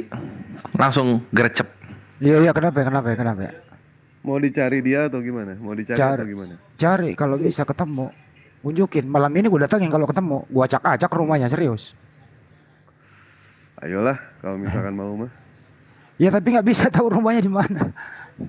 Kuncinya sama Ari Wibisono, deketin dulu si Ari. Ari nggak mau ngasih tahu. Iya. Baik. Kalau Dewa sih tergantung dari Bang Juma aja, satu suara dari Bang Juma aja. Bang Juma pasti ngelarang lah. Orang dari dulu pun Dewa dilarangnya sama beliau. Nggak usah Pak, nggak usah. Janganlah, pasti Bang Juma ngelarang. Sekali-kali melanggar dong perintah Bang Juma, jangan. Jangan. Kristen itu mau kita menjadi Kristen. Layaknya Islam mau mereka itu supaya menyembah kepada Allah. Tapi yang satu ini yang disebut dewa, dia tidak mau kita menjadi pengikut mereka, segolongan dengan mereka. Memang dia niatnya mau menghabisi kita. Itu. Kalau Yahudi Nasrani itu tidak senang sebelum kita ikut kepada agamanya. Begitu kita ikut senang. Tapi kalau yang disebut tadi oleh dewa itu bukan tujuannya mau membuat kita ikut-ikutan mut'ah. Dia memang mau menghabisi kita. Bedakan. Assalamualaikum warahmatullahi wabarakatuh. Iya, ini cari makan di dakwah ya, Papa Jahat. Bang Zuma, Bang Amir, Bang Dewa, Bang Handi, Bang Pera, saya kenal semuanya. Iya bang. Ya, Alhamdulillah, aku bisa jumpa sama Bang Zuma. Topinya bagus. Aku tuh kayak kepengen banget denger disapa dengar Bang Zuma dan abang-abangnya lainnya. Cuma sekedar salam kenal aja, nggak lihat nonton doang. Kepengen disapa Bang Zuma aja bang. Oke bang, makasih bang. Assalamualaikum. Aku mau minta maaf dulu ke Pak Amir. Maaf ya Mirli ya sikap saya tadi Pak sebagai pemilik. Nggak apa-apa. Itu giroh bang. Bang turin aku aja Bang Amir, aku sekedar mau menyapa Bang Zuma, Bang Hendy yang sering tenar juga semuanya ini. Aduh, subhanallah. topinya bagus itu bang. Iya. Kenalkan aku dari Palembang. Bang Juma juga Dari masuk Palembang. itu. Dari Palembang Bang Dewa. Iya. Wih. Bekasi ini bekas kaos kaki itu Bang Juma itu. Mana ada, itu topi Rabi Yahudi punya topi. Oh gitu. Banyak cerita anak ini. Dewa Lama suaranya kutu mendem loh. juga ya dia. Kutu dia jadi batu tawas nanti lama-lama. Batu berarti dua. Aku turun ya Bang ya. Makasih Bang Amir telah Ya, dinaikkan. sama-sama Subhanallah. Bang Benjo. Iya. Barakallah. Iya. Nonton di bawah aja, Makasih ya semuanya. Salam kenal semuanya. Assalamualaikum warahmatullahi wabarakatuh. Waalaikumsalam warahmatullahi wabarakatuh.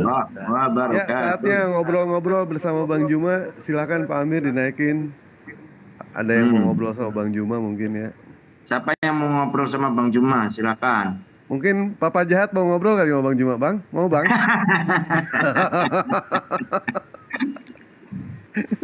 Lebih Ayo baik Guruda. sejuta- Adu ini Guruda.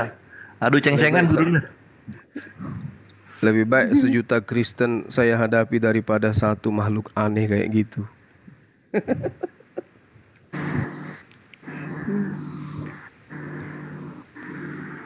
Ya, ini mah cecak atuh. Ngapain dinaikin lagi cecak? Aduh ini mah. Bebegik lintuh. Kalau oten itu mau kita menjadi oten. Kalau ini dia tidak mau kita menjadi seperti dia. Dia memang mau menghabisi kita.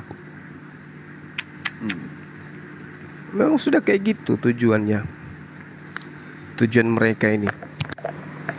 Assalamualaikum warahmatullahi wabarakatuh. Waalaikumsalam. Acara Makassar gimana nih acara Makassar nih? Aduh. Ya Makassar 29 Juni acara dimulai. Untuk keberangkatan kapal laut itu berangkat tanggal 26 dari Surabaya. Kumpul tanggal 26 di Surabaya. Bang Kores nanti satu mobil aja sama saya dari Jakarta ya. Ya enggak dong, aku dari Bali dong. Oh udah di Bali.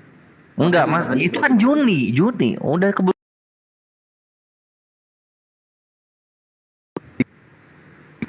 Karena nggak kalau mereka ini bukan Islam, mau nggak? Boleh Banggung. Nah gini, Udah. kalau kita lihat saudara-saudara Kristen, mereka beda sekte. Tapi kalau menghadapi umat Islam, bersatu enggak mereka? Bersatu. Mau dia Katolik, mau dia Saksi Yehova, mau dia Advent, mau dia Kristen. Ketika menghadapi umat Islam, di atas panggung mereka bersatu. Meskipun nanti di belakang mereka itu pecah.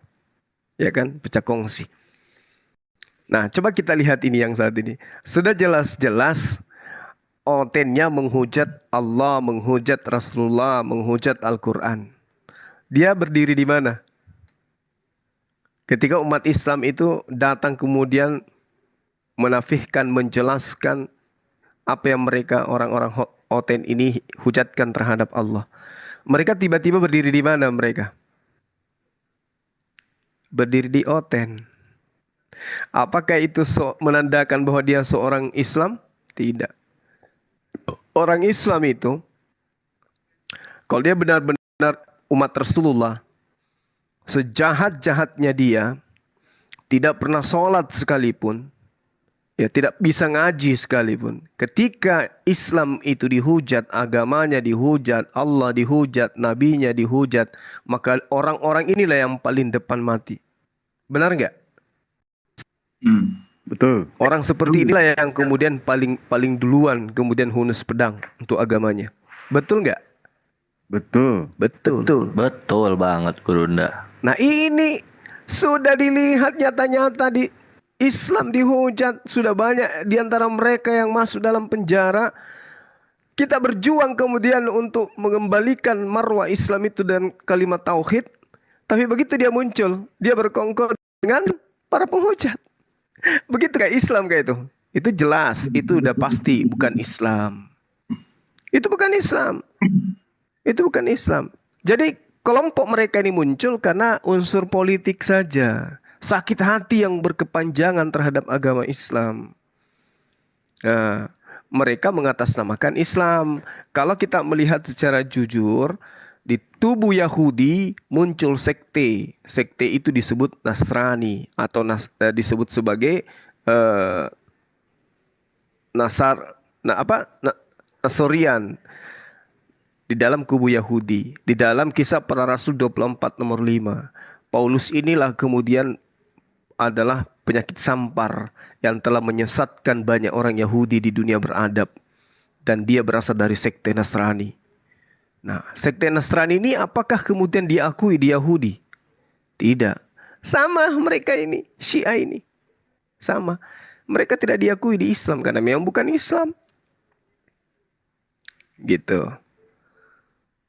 Makanya si jahat ini begitu muncul yang diserang bukan yang menghujat Allah, tapi yang membela kalimat tauhid itu yang dibenci. Itulah cerminan Syiah. Dari dulu sampai sekarang, darah mereka itu tidak pernah berhenti untuk mendidih kepada umat Islam. Mendidih, ya, mendidih semendidihnya. Orang-orang mereka ini, si jahat ini, otaknya itu, pikirannya itu, darahnya itu ketika melihat umat Islam, apalagi kayak apologet yang berjuang dengan nyata di depan mata memperjuangkan kalimat tauhid. Itu mereka itu seperti ini, seperti apa ya? Ingat ketika kita menggoreng minyak kelapa itu kan, meluap-luap didihannya minyak kelapa, itu otaknya itu begitu.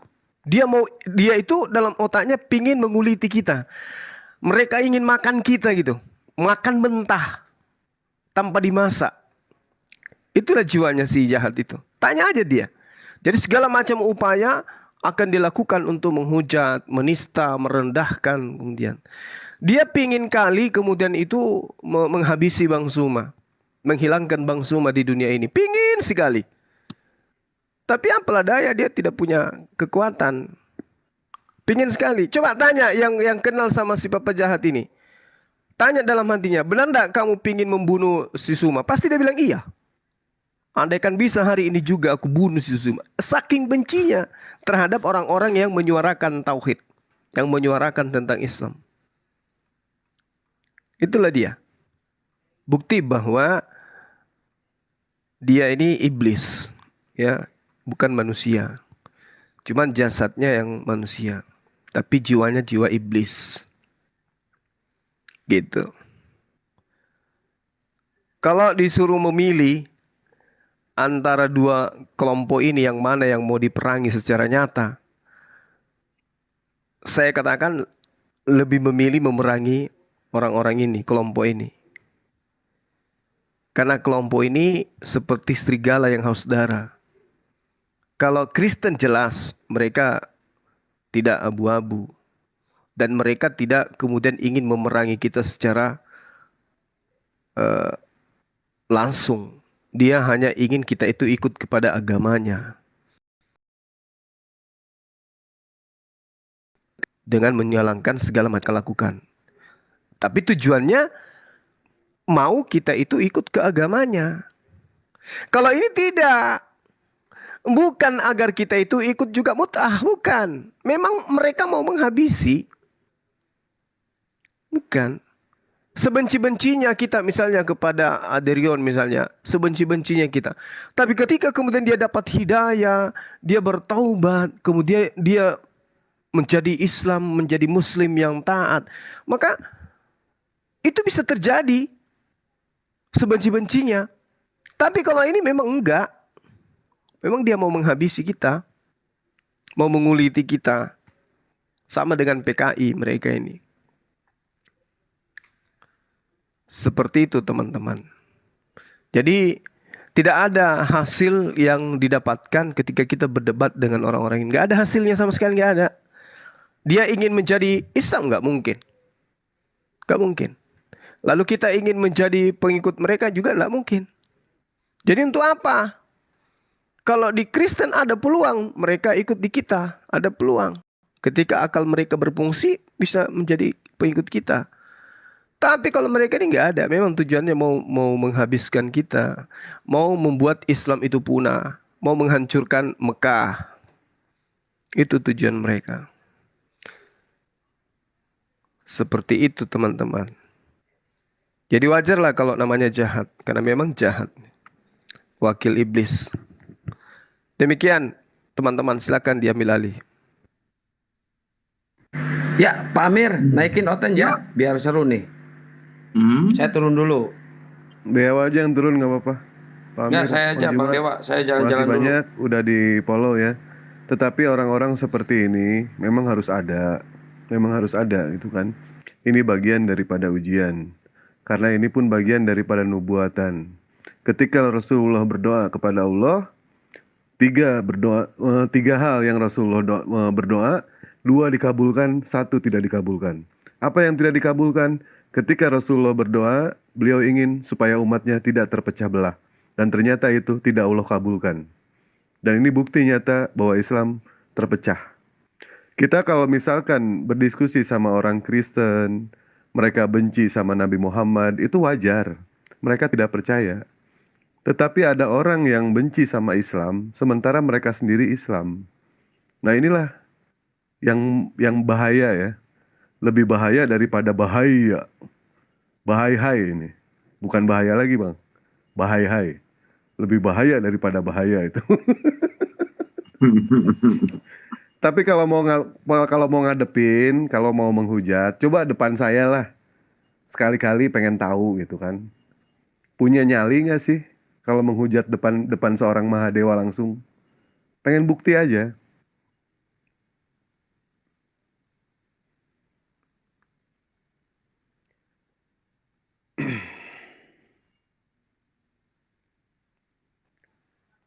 Ya. Kalau sudah tidak ada konten, kita istirahat aja dulu. Mau buka juga ini, mau sahur. Di sini setengah 3. Oh iya bang, lupa bang. Dewa cerita dikit bang. Apa tuh? Mungkin kesemsem ya ini ya bang ya. Tadi sekitar jam 8 pagi. Dewa nggak ada kerjaan, Dewa tidur alhamdulillah mimpi ketemu sama Bang Juma. Alhamdulillah. Dewa Terus- bukan bohong bang. Terus Bang Juma sama-sama meluk berangkat Dewa. ke Malaysia enggak? Insya Allah nanti dari kabar itu habis Lebaran Insya Allah kita berangkat. Dan ternyata alhamdulillah Kamu udah ya, Dewa udah asap parang? Belum. udah. Dewa meluk Bang Juma pun meluk Dewa. Demi Allah Dewa tidak bohong bang. Masya Alhamdulillah dari mimpi aja Dewa sudah merasakan nikmatnya bisa berpelukan Berpelukan. dengan Bang Juma itu seperti apa. Benar kata Dewa ya. Dulu Dewa pernah mengatakan kalau kita meluk orang yang kita cintai, yang orang sayangi seperti Bang Juma, kayak meluk sama 4 istri ini. Wih, nyaman bener bang. Luar biasa ini. Nyaman. Mulai jadi Diam aja Pak Amir, kenapa sih ikut-ikutan, udah tua juga. Diam aja ini Dewa ini mah. Bilang sudah tua lagi. Semangat masih muda bro. Udah lihat DM aja, lihat DM sana, lihat DM. Nah ini ngaku sih tok. Semua orang dibilang lihat DM. Ternyata ngapu sih tok. Dasar lu. Naik pohon sono lu, Papajat, naik pohon sono. Nggak akan ada Komal Muslim yang naikin kecuali Julius doang ya. Silakan masuk di Uniripa, di Julius, silakan di situ. Ya, jangan di sini. Kalau misalkan Pak Amir naikin Papajat, saya blokir Pak Amir. Beneran, nggak bohong. Bohong. Walaupun Lu pernah dengar jadi tuh Papa makmum Pak jahat. Amir dulu. Udah nama Papa jahat lagi. Silakan ditutup Bang Juma kalau mau ditutup, Pak Amir. Bang Juma mau. Kores, silakan Kores. Yang tutup ikhwan itu ya tadi sudah di Gurunda bagaimana berbahayanya Syiah ini ya. Jadi mari kita secara dewasa iman membiarkan mereka menjadi badut saja di LC-LC yang ada. Itu sudah. Nah, untuk terhitung-terhitung selama kalian masih menghujat, nah, kamilah yang kalian tuai. Stay tune gitu, bre. Penyiksaan semua hujatan kalian itu masih panjang. Disiksanya masih panjang gitu ya. Dan terutama ini persiapan sudah kita mulai ya. Tanggal sudah keluar. Nanti penginapan juga akan keluar. Harga tiket yang fix juga akan keluar. Untuk yang dari Celebes, dari Pulau Celebes itu langsung aja. Kalimantan juga bisa langsung. Untuk Sumatera dianjurkan flight. Tapi kalau ingin berbareng-bareng berjamaah, tafadhol mari kita berkumpul di Surabaya. Jadi acaranya tanggal 29 Juni, kita jadi Idul Adhanya di sana. Nah, untuk keberangkatan Surabaya itu dari tanggal 26 Ikhwan, begitu. Nah, kemudian soal pembukaan infak fisabilillahnya itu enggak sekarang-sekarang, nantilah 4-3 minggu sebelum hari H paling ke situ. Stay tune. Dan semoga manfaat apa yang kami berikan di sini. Kalau ada kesalahan kata itu datangnya dari pribadi, tapi kalau adanya kebenaran itu datangnya dari Allah Azza wa Jalla, Tuhan semesta alam, pemilik langit dan bumi beserta segala sesuatu di antara keduanya. Selamat menantikan sahur dan selamat menunaikan ibadah di bulan suci penuh kemenangan bulan Ramadan ini. Mari kita tutup dengan doa kafaratul majelis. Ikhwani fisabilillah, subhanakallahumma wa bihamdika asyhadu alla ilaha illa anta astaghfiruka wa atubu ilaik. Billahi taufik wal hidayah ya khairu ummah. Wassalamualaikum warahmatullahi taala wabarakatuh. Waalaikumsalam.